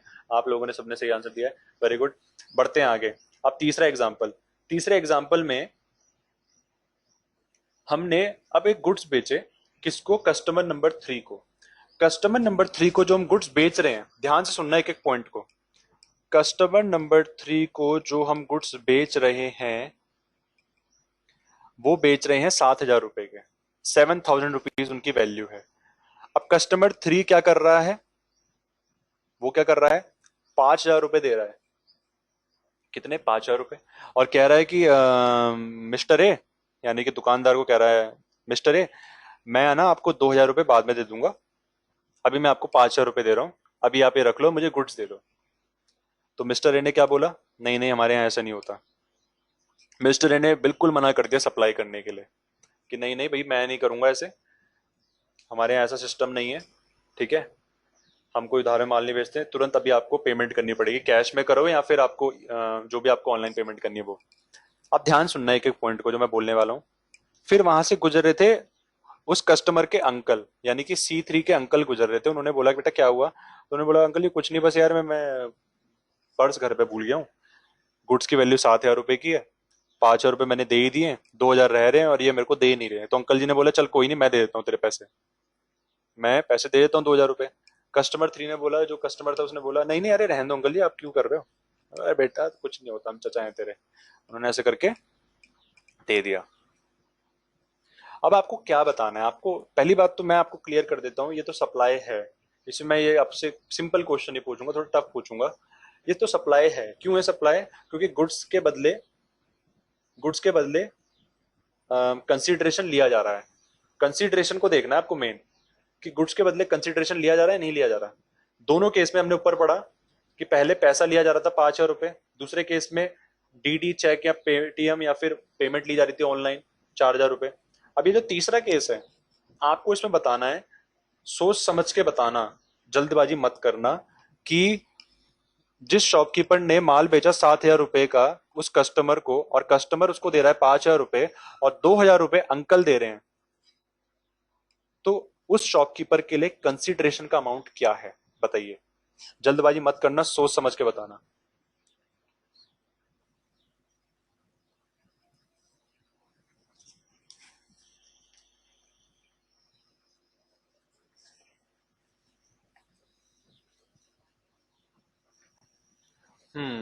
आंसर मेरे पास आए हैं, सबके सब ज्यादातर ये कह रहे हैं 7,000 रुपए। Very good. कंसिडरेशन कितना होगा, 7,000 होगा, कंसिडरेशन होगा 7,000 रुपए। इस चीज को हमें समझना है ध्यान से, क्यों होगा, क्योंकि इससे क्या फर्क पड़ता है भाई, मैंने गुड्स बेच दी है, अब मुझे मेरा पैसा मिल तो रहा है पूरा 7,000 रुपए, ठीक है। C3 पहले कह रहा था मैं बाद में दूंगा, हमने बिल्कुल मना कर दिया, तो उसके बदले उसके अंकल ने दे दिया। तो जो मिस्टर ए है यानी कि जो दुकानदार है, उसके लिए कंसिडरेशन का अमाउंट यानी कि बदले में जो उसे मिला, whatever you are getting in return for goods और services supply is called consideration. वो कैश की वैल्यू टोटल 7,000 ही तो हुई, तो कंसिडरेशन का वैल्यू 7,000 रुपए। Well done guys. अब एक और क्वेश्चन है, यहीं पे मैं इसको थोड़ा सा एडवांस बना रहा हूँ, फटाफट से करना है, ठीक है, जल्दबाजी, थोड़ा जल्दबाजी में करेंगे। एक और एग्जांपल है, कस्टमर 3 ने बोला, अगर मान लेते हैं, अंकल को साइड कर लो 2 मिनट के लिए, मान लेते हैं कस्टमर 3 ने क्या बोला कि यार मैं ना आपको अभी एक काम करता हूँ, 5,000 रुपए दे रहा हूँ, ठीक है, 5,000 रुपए दे रहा हूँ। उन्होंने बोला नहीं यार 5,000 रुपए मैंने मना किया ना, नहीं हो सकता 5,000 रुपए में, 2,000 रुपए आपको और देने पड़ेंगे। उन्होंने बोला अरे टेंशन क्यों ले रहे हो, 2,000 रुपए की देखो घड़ी है मेरे पास, मैंने खुद खरीदी थी 3,000 में, अब मैं तुम्हें दे रहा हूँ देखो। अब अगर शॉपकीपर को घड़ी पसंद आ जाती है, ठीक है, उसको घड़ी पसंद आ जाती है और वो राजी हो जाता है, तो अब आपको बताना है कंसिडरेशन क्या है शॉपकीपर के लिए, कंसिडरेशन का अमाउंट क्या है। अभी हम पढ़ क्या रहे हैं, पहले तो इस चीज को समझ लो। अभी हम पढ़ रहे हैं, अभी हम क्या पढ़ रहे हैं, अभी हम सप्लाई पढ़ रहे हैं। सप्लाई के तरफ ये पढ़ रहे हैं कि किसको सप्लाई बोलेंगे किसको नहीं। एक दूसरे के आंसर देख के मत डालो भाई, मुझे दिख रहा है साफ साफ दूसरे का कॉपी पेस्ट कर रहे हैं। तो कुछ आंसर सही आए हैं, जैसे तुषार का आंसर बिल्कुल सही है, वंशिका का सही है, शालिनी का आंसर बिल्कुल ठीक है, बाकी सब लोगों ने गलत दिया है। आलोक गुप्ता कह रहे हैं 5,000 प्लस वॉच। बेटा ने अमाउंट पूछा था, देखो कंसिडरेशन अमाउंट उसके लिए 7,000 रुपीज होगी, भले वो घड़ी की वैल्यू कुछ भी कह रहा है, इससे क्या फर्क पड़ता है, कंसिडरेशन वैल्यू तो उसके लिए 7,000 ही है ना। उसने तो अपने दिमाग में मान लिया ना कि मैं वॉच को 2,000 रुपीज कंसिडर कर रहा हूँ, that's why that consideration is going to be 3,000 in cash and 2,000 in kind. इसको लिख लेना, sorry 5,000 in cash and 2,000 in kind. जैसे अभी आलोक ने लिखा था ना कंसिडरेशन प्लस वॉच करके, तो मैं अब चैट बॉक्स में लिख रहा हूं, आपको ऐसे ही लिखना है कॉपी में, consideration is equal to 5,000 in cash plus 2,000 in kind. और काइंड का मतलब क्या है, घड़ी।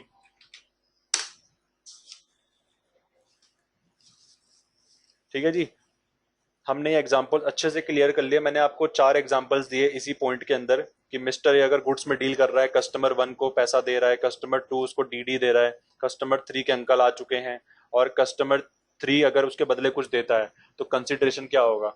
हम ये तो समझ रहे हैं कि सप्लाई हो रही है, सप्लाई को समझने में कोई दिक्कत नहीं हो रही, पर कंसिडरेशन को हमें समझना है। आप ये तो समझ जाओगे कि गुड्स या सर्विसेज दी जा रही है, बट कंसिडरेशन में आप फंसोगे। अभी अभी देखो कैसे फंसते हैं, अभी तक तो नहीं फंसे, देखते हैं आगे चल के कितना फंसते हैं। अब एग्जांपल लेते हैं अलग। मिस्टर एक्स का एक ट्रेनिंग इंस्टीट्यूट है, मान लीजिए उस ट्रेनिंग इंस्टीट्यूट के अंदर उसकी जो सर्विसेज है ना, वो एक कोर्स करवाता है। मान लीजिए उस कोर्स का नाम है डिप्लोमा इन फाइनेंशियल अकाउंटिंग, ठीक है। और वो डिप्लोमा इन फाइनेंशियल अकाउंटिंग जो करवाता है, उसके अंदर वो चार्ज करता है मान लीजिए 15,000 रुपीज, 15,000 रुपए वो चार्ज करता है। वो लोकल लेवल पे करवाता है, गांव साइड में, इसलिए उसने प्राइस भी कम रख रखा है। तो उसने क्या करा, मिस्टर एक्स ने जो ट्रेनिंग इंस्टीट्यूट खोला है वो कोर्स करवाता है 15,000 रुपए में। उसके पास एक कस्टमर आया, कस्टमर बोलना गलत होगा, स्टूडेंट आया, क्योंकि कस्टमर तो वो होता है जो गुड्स कंज्यूम करता है, ठीक है, यहाँ पर स्टूडेंट बोलो। तो मिस्टर एक्स के पास जो स्टूडेंट आया उसने उसको सर्विसेज दी 15,000 रुपए की, तो यहाँ पर कंसिडरेशन क्या होगा, सर कंसिडरेशन 15,000 रुपए होगा। और मैं बोलूंगा बिल्कुल ठीक, कंसिडरेशन 15,000 रुपए ही है, क्योंकि भैया जो मैंने कोर्स बेचा यहाँ पर, मैंने सर्विसेज दी 15,000 रुपए की और उसके बदले मुझे 15,000 रुपए मिल गए कैश में, तो this is called consideration. Consideration 15,000 रुपए हुआ। डेफिनेटली ये सप्लाई है, क्योंकि यहाँ पर सर्विसेज दी जा रही है और उसके बदले कंसिडरेशन भी आ रहा है। अब आप कब फंसते हो, मैं आपको बताता हूँ आप कब फंसते हो। आप फंसते तब हो जब आप supply of goods with consideration तो देख लेते हो, बट आप कभी भी ये नहीं देख पाते कि supply of services with consideration भी हो रहा है। गारंटी दे रहा हूं मैं आपको, नहीं देख पाते आप। हमारा जो माइंड है ना, हमेशा हमेशा हमारा माइंड टेंजिबल चीजों को सोचता है। जब आप supply of goods with consideration देखोगे तब तो आपको समझ में आ जाएगा कि भाई सप्लाई चल रही है, but supply of service with consideration में आपका दिमाग बंद हो जाता है। अभी मैं एक एग्जांपल लेता हूँ। मान लीजिए आपके घर में केबल वाला आता है और वो बोलता है कि जी आंटी जी हमारा ना आपका जो केबल का है ना, केबल का बिल ड्यू हो चुका है, केबल का बिल ड्यू हो चुका है, और केबल की जो आपने वैल्यू यानी कि एंटरटेनमेंट की सर्विसेज ले ली है वो आपने करीबन करीबन 600 रुपए की ले ली है। मान लीजिए आपने 10 डिजिटल लगा रखा है सेट टॉप बॉक्स, 600 रुपए की आपने ले रखी है। अब 600 रुपए की सर्विस आपने ले रखी है। अब आंटी जी ने बोला बाद में आना। अब आप क्या बोलोगे, सर ये ट्रांजेक्शन नहीं है, इसको हम रिकॉर्ड नहीं करेंगे। समझ में आ रहा है? आप लोग बोलोगे ट्रांजैक्शन नहीं है, पर अगर आप डेप्थ में देखोगे इसकी तो ये ट्रांजैक्शन है, क्योंकि हमने सर्विसेज परचेज कर ली हैं और उस कंपनी ने, जो केबल की कंपनी है, उसने आपको सर्विसेज सप्लाई कर दी हैं। बात आई पकड़ में? यानी कि गुड्स के टाइम पे तो हमें दिख जाता है कि सप्लाई हो रही है, पर सर्विसेज के टाइम पे हमें दिखता नहीं है कि सप्लाई हो रही है, क्योंकि हम उसके बदले सर्विसेज हमें दिखती नहीं है ना। एक्चुअली में सर्विसेज इंटेंजिबल नेचर की होती है। इसलिए ध्यान रखना कि सर्विसेज में आप तब फंसते हो जब आप सर्विसेज को कंसिडर नहीं करते हो। यानी कि जिस एग्जांपल मैंने अभी बताया था कि केबल वाला ये बताने के लिए आया कि भाई हमने आपको सर्विसेज दे दी है, आपका बिल अमाउंट ड्यू हो चुका है, तो हमारे लिए वो ट्रांजैक्शन है, क्योंकि हमारी किताबों में अब एक तरीके से एक क्रेडिटर बन चुका है, एक क्रेडिटर बन चुका है जिसको हमें पेमेंट करनी है। और जो हम एंट्री रिकॉर्ड करेंगे ना, वो होंगी entertainment service account debit to cable company. ये एंट्री होनी चाहिए। एंटरटेनमेंट सर्विस डेबिट इसलिए हुआ क्योंकि वो खर्चा है, और केबल कंपनी क्रेडिट इसलिए होगा क्योंकि वो अमाउंट ड्यू हो चुकी है, हमारी लायबिलिटी रेज हो चुकी है। गुड्स के केस में तो आप देख लेते हो, सर्विस के केस में फंस जाते हैं, बस ये है। अब आगे बढ़ते हैं। मिस्टर एक्स का जो ट्रेनिंग का इंस्टीट्यूट है, उसने सर्विसेज सप्लाई कर रहा है 15,000 रुपए की, ठीक है, और उसका कोर्स का नाम है डिप्लोमा इन फाइनेंशियल अकाउंटिंग, जो कि गांव खड़े एरिया में है। तो स्टूडेंट 1 ने 15,000 रुपीज पे करे, तो यहाँ पे कंसिडरेशन तो आ गया 15,000 रुपीज। बट एक स्टूडेंट 2 आया। स्टूडेंट नंबर 2 ने बोला कि सर मेरे पास ना बस 5,000 रुपए ही है, मैं गरीब घर से हूँ, मैं आपको ज्यादा पे नहीं कर पाऊंगा। तो मिस्टर एक्स ने क्या बोला, यार हम तो बिजनेस कर रहे हैं, देख यार अगर हम तेरे को 5,000 का बेच देंगे तो हमारी तो फिर हमें तो लॉस होगा उसमें, क्योंकि हम तो रिसोर्स भी उस तरीके से देते हैं, ठीक है। तो स्टूडेंट नंबर 2 ने कहा कि नहीं सर अब कुछ नहीं हो सकता क्या। तब बीच में इन्वॉल्व होता है एक एनजीओ। एनजीओ यानी कि नॉन गवर्नमेंट ऑर्गेनाइजेशन। उसने बोला कि यार एक काम करो, मैं आपको 10,000 रुपए दूंगा मिस्टर एक्स, आप इस बच्चे को 5,000 रुपए में पढ़ाओ। क्या बोला उसने, ध्यान सुनना वर्ड को, एक एक शब्द को ध्यान सुनना। एनजीओ ने बोला मैं आपको 10,000 रुपए दूंगा, मिस्टर एक्स आपका इंस्टीट्यूट है, उसको 10,000 रुपए मैं दूंगा, आप इस बच्चे को पढ़ाओ 5,000 रुपए में। अब बताओ यहाँ पर कंसिडरेशन अमाउंट क्या है इस वाली ट्रांजेक्शन में? प्राइवेट मैसेज में डालना।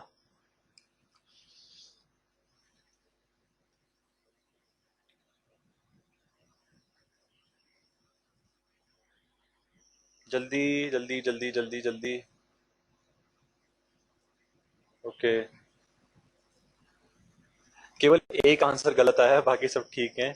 मुझे लग रहा था कोई ना कोई तो देगा, कोई दिक्कत नहीं है ऐसे, ठीक है। सब अगर एक अलाइंड वे में सोच रहे हैं तो ये भी गलत होता है।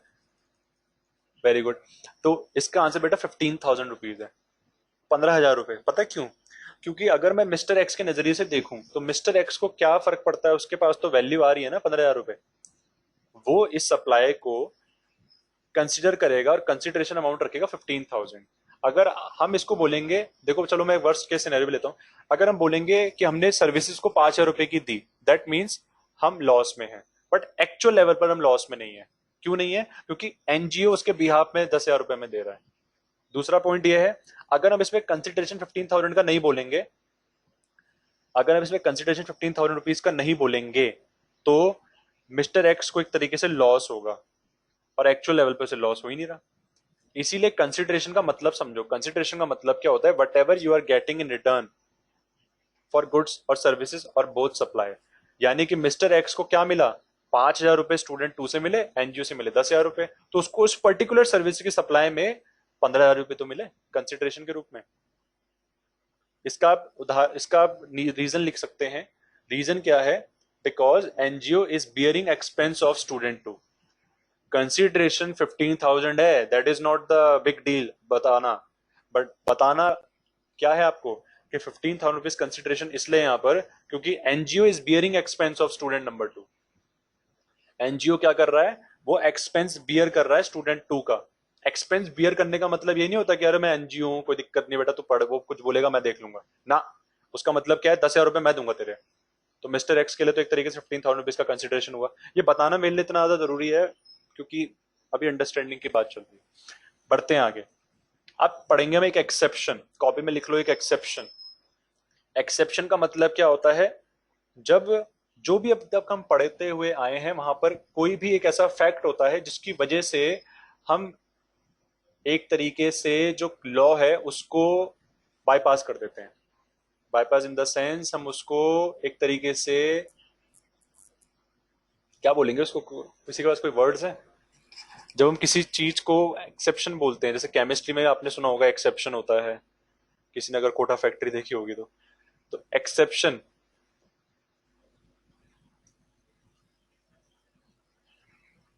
ठीक है। बढ़ते हैं आगे। एक्सेप्शन का मतलब क्या हुआ, जब हम जैसे चल रहे हैं ना वैसा नहीं चलते, ठीक है, और हम उसमें क्या उन्होंने एक्सेप्शन का मुझे एग्जैक्टली वर्ड नहीं मिल रहा गाइस, आप लोगों को समझ में आ गया ना? ड्रॉबैक नहीं बोलेंगे शिखर, ड्रॉबैक नहीं बोलेंगे। ड्रॉबैक में तो हम कमियां बता रहे हैं एक तरीके से। ठीक है, चलो आगे बढ़ते हैं। एक्सेप्शन यहाँ पर क्या है? एक्सेप्शन है कि मिस्टर एक्स का जो ट्रेनिंग इंस्टीट्यूट है ना इस बार, वो 15,000 रुपए की कोर्स फीस में कोर्स करवाता है, ठीक है, करवाता है जी, अच्छी चीज है, करवाओ। बट अब आ गई एक योजना जिसको बोलते हैं प्रधानमंत्री कौशल विकास योजना, PMKVY, सबने सुना होगा, PMKVY, प्रधानमंत्री कौशल विकास योजना। तो यहां पर क्या हुआ, अब स्टूडेंट नंबर 3 आया। स्टूडेंट नंबर 3 ने बोला जी मेरे पास तो 8,000 रुपए हैं। मिस्टर एक्स ने बोला 15,000 रुपए का कोर्स है, 8,000 रुपए आप दे रहे हो, ठीक है, समझ में आ गया। 15,000 रुपए का कोर्स है। ध्यान सुनना एक एक पॉइंट को, एक एक पॉइंट को ध्यान सुनना, बहुत इंपॉर्टेंट एक्सेप्शन है। एक्सेप्शन क्या है? मिस्टर एक्स का ट्रेनिंग इंस्टीट्यूट है, उसके कोर्स की फीस अभी भी 15,000 रुपीज है। अब तीसरा स्टूडेंट आया एडमिशन लेने के लिए, उसने बोला कि आपके कोर्स की फीस क्या है? उसने बोला मिस्टर एक्स ने 15,000 रुपए, तो उसने उसको 8,000 रुपए दिए, ठीक है, 8,000 रुपए दिए। और मिस्टर एक्स ने क्या बोला जी 8,000 रुपए में नहीं हो सकता, ये तो कोर्स 15,000 रुपए का है, ठीक है। तब पता चला कि उस इंस्टीट्यूट के अंदर, उस इंस्टीट्यूट में प्रधानमंत्री कौशल विकास योजना चल रही थी, PMKVY, जिसके तहत सेंट्रल गवर्नमेंट और स्टेट गवर्नमेंट सब्सिडी देती है, ठीक है, सब्सिडी देती है। Subsidy in the sense, subsidy को बोलेंगे हम छूट, सब्सिडी को हम बोलेंगे छूट, कि आप ये जो कोर्स है 15,000 की जगह 8,000 में करवाइए। मिस्टर एक्स ने बोला 15,000 की जगह 8,000 में करवाऊं, ठीक है, और सब्सिडी मिल गई 7,000 रुपए की। My next question to you guys, यहां पर अब आपको दो चीजें बतानी है कि सर्विस की अमाउंट क्या है और कंसिडरेशन की अमाउंट क्या है। इस एग्जांपल में प्राइवेट मैसेज में टाइप करना सोच समझ के।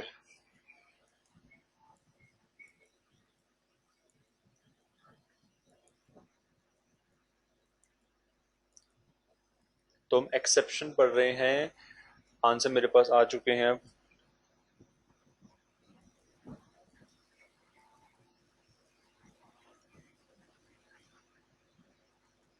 ठीक है,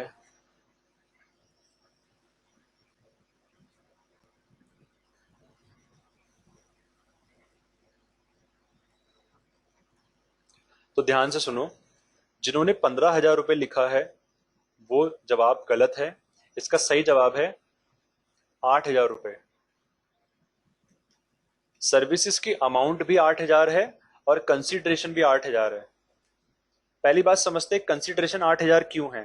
कंसिडरेशन 8,000 इसलिए है क्योंकि सेंट्रल गवर्नमेंट और स्टेट गवर्नमेंट 7,000 रुपए उस इंस्टीट्यूट को नहीं दे रही है, बल्कि बोल रही है आप सब्सिडी दो अपने कोर्सेज में, आपको सब्सिडी देनी है। समझ में आ गया? तो भले ही उनको बाद में चल के फायदा होगा, जो भी होगा, मतलब इतने उसमें क्या होता है प्रधानमंत्री वाली योजना में कि इतने बच्चे आप पढ़ाओगे तो गवर्नमेंट की तरफ से आपको कुछ पैसे मिलते हैं, वो एक अलग पॉइंट है। अभी हम पढ़ रहे हैं सप्लाई, तो हम ट्रांजेक्शन की बात करेंगे, ना कि इसकी बात करेंगे कि उस योजना के अंदर क्या क्या है। तो ध्यान समझो, जब भी गवर्नमेंट की ऐसी कोई योजना आती है ना, तो ये जो लॉ है इसको हम एक्सेप्ट कर लेते हैं। एक्सेप्ट का मतलब इस वाले पॉइंट को हम छोड़ सकते हैं। एक्सेप्शन का मतलब क्या हो गया कि जहां पर लॉ की कोई कही गई बात को हम छोड़ सकते हैं, केवल इसलिए क्योंकि वहां पर सोशल वेलफेयर हो रहा है। समझ में आ गया? सोशल वेलफेयर कैसे हो रहा है कि जिस स्टूडेंट के पास 15,000 रुपए नहीं है कोर्स करने के लिए, गवर्नमेंट की तरफ से स्कीम आई प्रधानमंत्री कौशल विकास योजना, PMKVY, जहां पर उन्होंने क्या बोला कि अपने कोर्स में आपको 7,000 रुपए सब्सिडी देनी है। सब्सिडी मतलब छूट देनी है। इससे क्या फायदा होगा इंस्टीट्यूट का? इससे फायदा ये होगा कि जो कोर्स वो 15,000 रुपए का बेचता था, अब उसके बाद ज्यादा बच्चे आएंगे, क्योंकि वो एक तरीके से कोर्स तो पढ़ाएगा 15,000 रुपए का ही, कोर्स तो 15,000 रुपए की चीज ही पढ़ाएगा, भले ही उसको 8,000 रुपए मिलेंगे उस चीज के, तो 8,000 रुपए उसको जो मिल रहे हैं स्टूडेंट से उस पर्टिकुलर ट्रांजेक्शन के टाइम पे, तो वो जो कंसिडरेशन होगा वो 8,000 रुपए का होगा। अब बात करते हैं, मैंने भी एक पॉइंट बोला कि सर्विस तो वो 15,000 रुपए की सप्लाई कर रहा है, मैंने भी बोला ना कि सर्विस तो 15,000 रुपए की सप्लाई कर रहा है, तो आपके दिमाग में क्या आ रहा होगा कि सर अभी तो आपने कहा था कि सर्विस के अमाउंट भी 8,000 ही है, अब आप कह रहे हो कि नहीं सर्विस तो 15,000 की दे रहा है। तो ध्यान समझना इस चीज को, बिल्कुल टू द पॉइंट में बात करूंगा कि सर्विस की अमाउंट बेटा 15,000 इसीलिए नहीं है, भले वो 15,000 रुपए की चीज डिलीवर कर रहा है, that is something else, but books of account के अंदर उसको जो सप्लाई की सर्विस दिखानी पड़ेगी वो 8,000 रुपए दिखानी पड़ेगी। अब आप बोलोगे यार ये क्या बात हुई, 8,000 रुपए क्यों दिखानी पड़ेगी? जब वो 15,000 रुपए की चीज डिलीवर कर रहा है तो 15,000 रुपए दिखाए ना, तो बेटा वो 8,000 रुपए की इसलिए दिखाएगा अमाउंट को सप्लाई ऑफ सर्विस, क्योंकि 15,000 रुपए की सर्विस टैक्सेबल नहीं हो सकती, 8,000 की ही होगी। इसका रीजन है because government did not demand tax on its own subsidy. Government कभी भी अपनी ही सब्सिडी में टैक्स नहीं मांगेगी। सोचो, दिमाग लगाओ थोड़ा सा, गवर्नमेंट ही सब्सिडी दे रही है 7,000 रुपए की, छूट दे रही है ना उस कोर्स में, तो गवर्नमेंट ही उस 7,000 रुपए के ऊपर टैक्स क्यों लेगी? वो तो 8,000 रुपए के ऊपर ही लेगी ना। तो जिस अमाउंट पे गवर्नमेंट टैक्स लेगी उसी अमाउंट को तो सप्लाई ऑफ सर्विस बोला जाएगा। दोबारा मैं बोल देता हूँ, थोड़ा सा हो सकता है डीप हो गया हो, मैं दोबारा इस एग्जांपल को बोल रहा हूँ रिवाइंड करके, उसके बाद जिसको समझ में नहीं आया मुझे जरूर बताना। तो एक्सेप्शन क्या आता है? एक्सेप्शन का मतलब मैंने आपको क्लियर करा। एक्सेप्शन का मतलब क्या होता है? जहां पर हम किसी लॉ के पॉइंट को फॉलो नहीं करते हैं। क्यों नहीं करते? क्योंकि वहां पर कई बार क्या होता है कि सोशल वेलफेयर होता है, तो वहां पर सोशल वेलफेयर के केस में हम लॉ के किसी पॉइंट को फॉलो नहीं करते, उसको बोलते हैं एक्सेप्शन। मिस्टर एक्स के ट्रेनिंग इंस्टीट्यूट में 15,000 रुपए का जो कोर्स की फीस थी, वहां पर जो स्टूडेंट नंबर 3 आया उसने 8,000 रुपए दिए, और 7,000 रुपए प्रधानमंत्री कौशल विकास योजना के तहत सेंट्रल गवर्नमेंट और स्टेट गवर्नमेंट ने 7,000 रुपए की सब्सिडी दे दी उस कोर्स में मिस्टर एक्स के। अब क्वेश्चन था कि कंसिडरेशन की वैल्यू क्या है और सर्विस की वैल्यू क्या है। तो ध्यान रखना, जो कंसिडरेशन की वैल्यू है वो 8,000 रुपए होगी। पहले सप्लाई ऑफ सर्विस की बात करते हैं। जो सप्लाई ऑफ सर्विस है उसकी वैल्यू 8,000 रुपए होगी, क्योंकि सप्लाई ऑफ सर्विस वो अमाउंट होती है जो टैक्सेबल होती है, और 15,000 रुपए टैक्सेबल नहीं हो सकता, क्योंकि 15,000 रुपए के ऊपर 7,000 रुपए की गवर्नमेंट खुद सब्सिडी दे रही है। तो गवर्नमेंट कभी भी अपनी सब्सिडी में खुद टैक्स नहीं लेगी, वो गलत हो जाएगा, वो अनरियल हो जाएगा, वो अनरियल हो जाएगा एक तरीके से। समझ रहे हो ना इस चीज को? तो 7,000 रुपए के ऊपर गवर्नमेंट टैक्स नहीं लेगी, 8,000 रुपए के ऊपर ही लेगी। इसीलिए भले ही आप कोर्स डिलीवर कर रहे हो 15,000 रुपए का, it doesn't matter, but the supply of service amount is 8,000 rupees, because that course value might be 15,000 rupees, but government is giving the subsidy of its own value, तो उसी वैल्यू के ऊपर government tax नहीं ले सकती 7,000 रुपए के ऊपर। तो सप्लाई ऑफ सर्विस का अमाउंट कितना हुआ? 8,000 रुपए, और ये टैक्सेबल होगा। कंसिडरेशन की वैल्यू 8,000 रुपए होगी, क्योंकि उसके बदले मिस्टर एक्स को 8,000 रुपए ही मिल रहे हैं उस पर्टिकुलर ट्रांजेक्शन के अंदर। तो आपको कॉपी में क्या लिखना है? Supply of service is 8,000, not 15,000, because government did not demand tax on its own subsidy.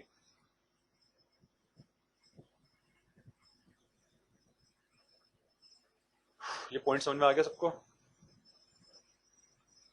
आ गया है तो वाई टाइप करो, और कुछ पूछना है तो पूछो।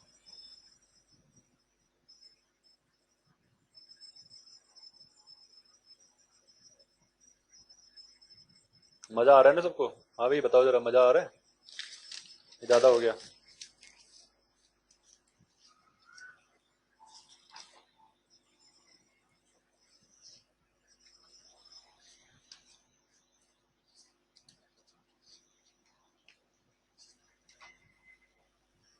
ठीक है, मैं अब आपको ना थोड़ा सा वो क्या कहते हैं, सप्लाई की डेफिनेशन में अभी हमें इतना ही पढ़ना है। अब हम इसके अंदर अलग पॉइंट पढ़ेंगे जो आ रहा है बिजनेस, इसको हमें पढ़ना है। जो बिजनेस वाला वर्ड है उसको समझना है बेटा हमें। अब आपको ये नहीं लगना चाहिए दिमाग में कि पहले हम नीचे जा रहे हैं ऊपर जा रहे हैं, वो प्राइवेट स्कूल वाली सोच मत लगाना यहाँ पर कि पहले हमें ना वो करवाया था, फिर हमें ना वो कंप्लीट नहीं कराया उन्होंने और वो उसके बाद ऊपर ले गए। अब मैं खोचू वो इसलिए कर रहा हूँ मैं क्योंकि अब बिजनेस का शब्द आ रहा है, इसलिए मुझे ले जाना पड़ रहा है। चलते हैं बिजनेस पढ़ने। आप आज के बाद कभी भी ये नहीं सोच सकते कि बिजनेस यही सब होता है।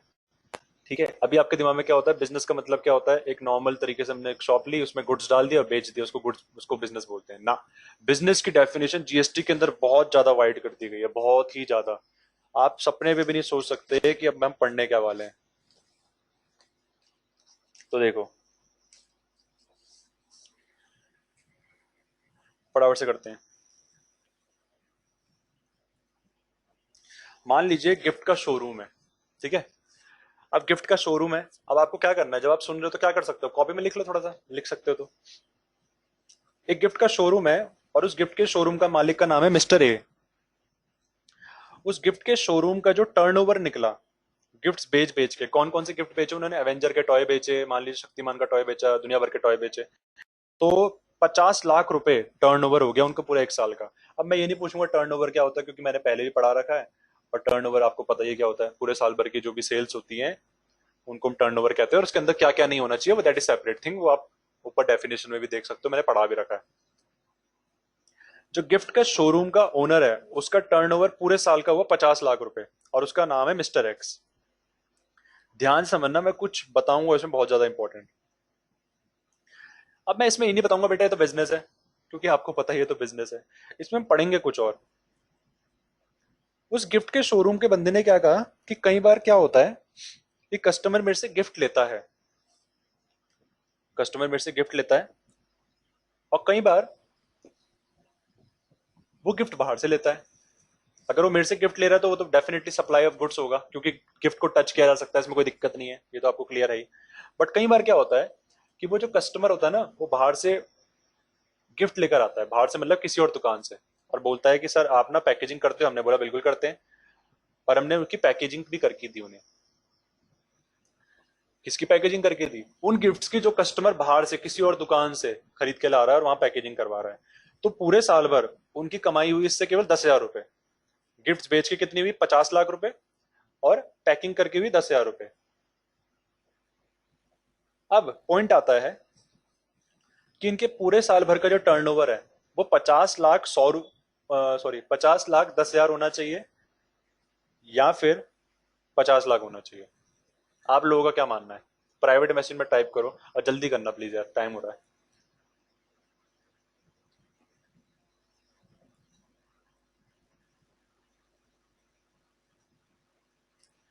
5 4 3 2 1 0।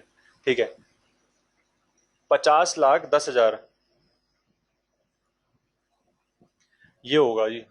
पता है क्यों, क्योंकि वो जो पैकिंग वाली एक्टिविटी है वो रिलेटेड एक्टिविटी है। रिलेटेड एक्टिविटी का मतलब क्या होता है, उसका संबंध उसके बिजनेस से है कहीं ना कहीं। समझ में आया, यानी कि जो टर्नओवर बैठेगा वो टोटल 50 लाख 10,000 बैठेगा, क्योंकि वो जो दूसरा काम कर रहा है वो रिलेटेड एक्टिविटी है, उसी के बिजनेस का ही पार्ट है। तो क्वेश्चन क्या निकल के आया यहां पर, क्वेश्चन ये है, इस packing is countable into business, क्या पैकिंग को हम काउंट करेंगे बिजनेस में। पहला क्वेश्चन तो ये था कि टर्नओवर कितना है, 50 लाख 10,000 या फिर 50 लाख, तो आपने जवाब दिया 50 लाख 10,000, किसी ने दिया, किसी ने 5 लाख भी लिखा है, किसी कोच ने। 50 लाख 10,000 है इसका आंसर पहले क्वेश्चन का। दूसरा जो क्वेश्चन था कि क्या पैकिंग का जो बिजनेस है वो, पैकिंग का जो काम है क्या काउंटेबल होगा बिजनेस की डेफिनेशन में, तो इसका आंसर है यस, ये काउंटेबल होगा, बिल्कुल होगा काउंटेबल। पता क्यों होगा, आपको लग रहा है इसलिए काउंटेबल होगा, मैं बताऊं क्यों लग रहा है, आप डेफिनेटली बता सकता हूं कैसे लग रहा है। आपको ऐसा लग रहा होगा काउंटेबल इसलिए होगा क्योंकि वो गिफ्ट ही तो पैक कर रहा है। कितने लोगों को लग रहा है ऐसा, हाथ खड़े करो, मतलब वाई टाइप करो जिसको ऐसा लग रहा है। आपको ऐसा लग रहा है कि सर वो तो गिफ्ट ही पैक कर रहा है ना, बिकॉज वो गिफ्ट पैक कर रहा है दैट मीन्स, इसीलिए वो रिलेटेड एक्टिविटी हुई और सप्लाई का पार्ट हुई। नहीं बेटा, गिफ्ट पैक करने की वजह से नहीं हुआ, वो हुआ इसलिए क्योंकि वो उसके बदले पैसे भी ले रहा है, because he is charging consideration for it, इसीलिए वो बिजनेस एक्टिविटी कहलाई, वो रिलेटेड एक्टिविटी कहलाई और बिजनेस का पार्ट बन गया। जी हाँ, कंसिडरेशन। तो मैंने जो एक क्वेश्चन पूछा था कि मिस्टर ए की जो खिलौनों की दुकान है, उसने पूरे साल भर खिलौने बेचे, 50 लाख का टर्नओवर हुआ, साथ के साथ जो बाहर के बंदे आते थे खिलौने लेकर, उनकी गिफ्ट की पैकिंग भी करता था, और उसने 10,000 रुपए कमाए उससे। तो ये 10,000 रुपए जो मैंने कमाए वर्ड बोला ना, इसको सुनते ही आपको समझ में आ जाना चाहिए भैया बिजनेस की खुशबू आ रही है इससे तो। ठीक है, तो इसमें हमने दो क्वेश्चंस पढ़े कि क्या टर्नओवर 50 लाख 10,000 है, 50 लाख, तो जवाब है इसका 50 लाख 10,000। दूसरा क्वेश्चन, क्या पैकिंग बिजनेस के अंदर काउंट होगा, तो आपका इसका जवाब होगा बिल्कुल जी काउंट होगा। इसलिए नहीं होगा क्योंकि वो उसके साथ हो रहा है, इसीलिए होगा क्योंकि वो उसके लिए कंसिडरेशन चार्ज कर रहा है। अगला क्वेश्चन, अगला क्वेश्चन फटाफट से देखो। मिस्टर बी बिजनेस कर रहा है, मिस्टर बी क्या कर रहा है, बिजनेस। मात्र 3 मिनट है, बस एक टॉपिक ही पढ़ा पाऊंगा, सोचा था ज्यादा पढ़ा पाऊंगा पर ज्यादा नहीं हो पाता यार, देखा है मैंने। ठीक है, फटाफट देखो। मिस्टर बी ने क्या करा, बिजनेस करा। मिस्टर बी एक बिजनेस कर रहा है, और उस बिजनेस में वो क्या करता है, उस बिजनेस के अंदर वो मेडिसिन खरीदता है। मेडिसिन खरीदता है तो क्यों खरीदता है, बेचने के लिए खरीदता है। वो हर महीने 10 लाख रुपए की मेडिसिन खरीदता है। अगर वो हर महीने 10 लाख रुपए की मेडिसिन खरीदता है, तो ये बताओ कि पूरे साल में वो कितने रुपए की मेडिसिन खरीदता है टोटल। अगर वो हर महीने 10 लाख की मेडिसिन खरीद रहा है, तो पूरे साल में कितने रुपए की वो मेडिसिन खरीदता है। प्राइवेट मैसेज में बताओ, थोड़ा अपना भी दिमाग लगाओ, हर चीज नहीं बताऊंगा मैं।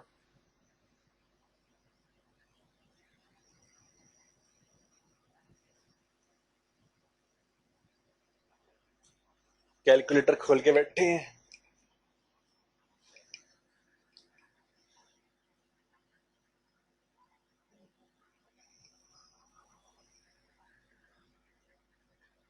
जी हाँ, बिल्कुल सही। 1 करोड़ 20 लाख, 1 करोड़ 20 लाख रुपए की वो टोटल मेडिसिन खरीदेगा पूरे साल में। अब एक चीज को यहाँ पे ध्यान समझना, बिल्कुल ध्यान से। मैं यहाँ पे कुछ हिंट दूंगा फिर मैं रुक जाऊंगा। मिस्टर बी एक सोशल पर्सन है। सोशल पर्सन आप लोग समझते हैं, सोशल पर्सन वो लोग होते हैं जो किसी बिजनेस को कई बार करते हैं अपने बेनिफिट के लिए नहीं।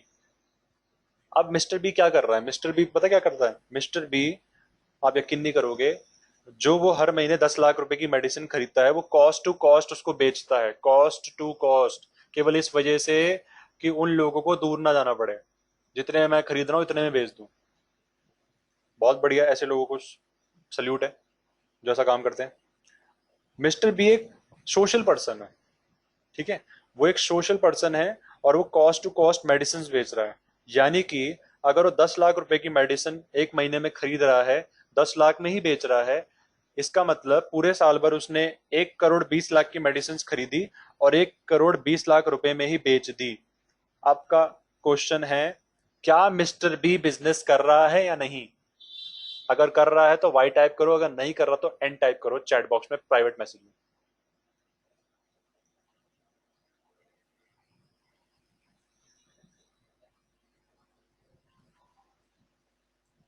अंजलि त्यागी कह रही है नहीं कर रहा, तुषार कह रहे हैं नहीं कर रहा, अनिल माथुर ने बहुत अच्छा वर्ड यूज करा है, वो कह रहे हैं सोशल बिजनेस कर रहा है।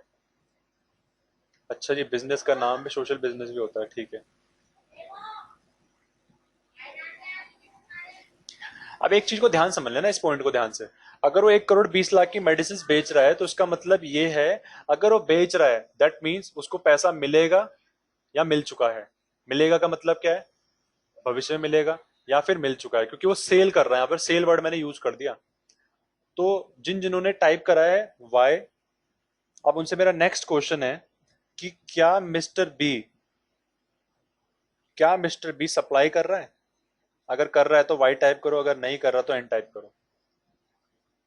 अगर आपने सवाल पूछा मिस्टर बी से कि क्या आप सप्लाई कर रहे हो, तो बताओ वो यस बोलेगा या नो बोलेगा।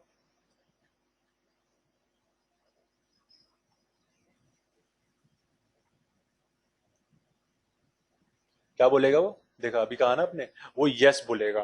क्योंकि वो यस बोलेगा इसीलिए वो बिजनेस कर रहा है। बिजनेस के अंदर डेफिनेशन में हमने साफ साफ पढ़ा था कि सप्लाई ऑफ गुड्स भी बिजनेस होता है, सप्लाई ऑफ गुड्स को भी बिजनेस बोलते हैं। ये देखो ध्यान से, क्या लिखा है यहाँ पे, सप्लाई फॉर गुड्स। ठीक है, क्लैरिफिकेशन वाला जो स्केड्यूल है इसमें डिफाइन कर दिया गया है सप्लाई फॉर गुड्स। तो ये था आज की क्लास में टॉपिक्स। आज हमने क्या क्या पढ़ा, सप्लाई। मैं फटाफट से इसको रिवाइज करवा देता हूँ। पहले मैंने आपको सेक्शन 7 बताया कि सेक्शन 7 सबसे इंपॉर्टेंट टॉपिक है जीएसटी का।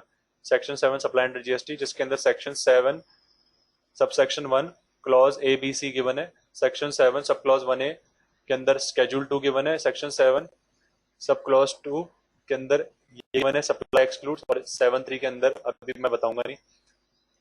उसके बाद हमने सप्लाई की डेफिनेशन, आप यकीन नहीं करोगे हमने आज केवल इतना ही पढ़ा है, केवल इतना। कहाँ गया इतना, मात्र इतनी चीज पढ़ी आज हमने।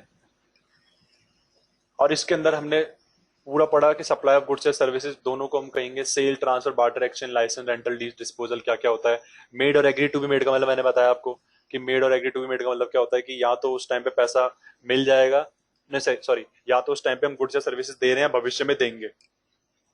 फिर हमने कंसिडरेशन को समझा, कंसिडरेशन को हमने समझा कि for a consideration by a person in the course of furtherance of business, यानी कि या तो उस टाइम पे पैसा मिलेगा या भविष्य में मिलेगा। मैंने डॉक्टर्स, मैंने बहुत सारे एग्जांपल्स दिए, सारे एग्जांपल्स नोट कर लेना। एग्जांपल्स इसलिए नहीं है कि आप उसे रटो, एग्जांपल इसलिए जिससे कि आप उसको अंडरस्टैंड करो कि एक्चुअल लेवल पर वो जो प्रैक्टिकल अप्रोच है वो क्या है। ये जो कानून है जीएसटी का बहुत ही प्रैक्टिकल है। डायरेक्ट टैक्स के केस में जब आपके टैक्सेस स्टार्ट होंगे तो वहां पर केवल और केवल कैलकुलेशन ही चलेंगी। बट जब आपका ये वाला टॉपिक चल रहा है जीएसटी, तो बड़ा इंटरेस्टिंग है क्योंकि बेटा इसके अंदर आपको ये भी मिलेगा, एग्जाम्पल्स भी मिलेंगे, प्रैक्टिकल लाइफ की चीजें मिलेंगी। तो इसको पूरा आप क्लियर करना। क्लास के अंत में नॉर्मली जैसे आप जाते हो वैसे जाओ, नाम लेकर, ठीक है, और take care of your self. अब मिलते हैं हम नेक्स्ट क्लास में, ठीक है। रोशनी को आवाज नहीं आ रही है, रोशनी और शिवांगी आपका माइक नहीं चल रहा है शायद, थोड़ा कोशिश करो बेटा इस पर वर्कआउट करने की, नहीं तो मैं वीडियो सेंड कर ही दूंगा, डोंट वरी, ठीक है। और अपने होमवर्क सेंड करो, जिन्होंने होमवर्क सेंड नहीं करे। मेरे पास मीनाक्षी का लेट नाइट होमवर्क आया, वेरी गुड मीनाक्षी। मैं चाह रहा था मेल का रिप्लाई करना कि बेटा सो जाओ, बट ठीक है, थोड़ा सा जग रहे हैं, नालायक अच्छी चीज है, एटलीस्ट कुछ प्रोडक्टिव काम तो कर रहे हैं रात को, that is good, very good Meenakshi. बाकी लोग भी प्लीज अपने होमवर्क्स कंप्लीट करें और जल्द से जल्द मुझे सेंड करें। और अगर हो सके एक रिक्वेस्ट है, अगर आपके पास टाइम होगा तो एनआईपीएस वेबटेक के गूगल पेज में जाकर ना, जो भी हम ऑनलाइन क्लासेस ले रहे हैं, ठीक है, जो भी मैं आपकी जीएसटी क्लासेस ले रहा हूँ, जो भी आप जैसा महसूस कर रहे हो उसको आप रेटिंग अगर दे सकते हो तो दे दो, ठीक है, क्योंकि अच्छा लगेगा, हमें भी थोड़ा सा एक मोटिवेशन चाहिए होता है। तो वो अच्छी चीज़ है, उसका एक इम्पैक्ट पड़ेगा हमारी रेटिंग्स के ऊपर भी। तो अगर हो सके, आपके पास टाइम हो, तो आप क्या करें, गूगल पे जाकर एनआईपीएस वेबटेक में रेटिंग्स डालें, जो भी आप ऑनलाइन क्लासेस में जैसा आप महसूस कर रहे हैं वो अच्छे से रेटिंग्स दें। और साथ के साथ अगर आपने ऑलरेडी गूगल रिव्यू हमें दे दिया है तो दूसरी आईडी बनाकर दे दीजिए please, it's a request.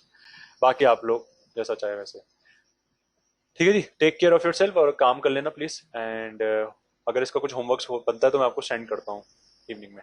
Next class हमारी होगी थर्सडे को, आज क्या है वैसे ट्यूसडे शायद, ठीक है, तो नेक्स्ट क्लास हमारी होगी थर्सडे को। चलिए bye bye, take care and God bless you all.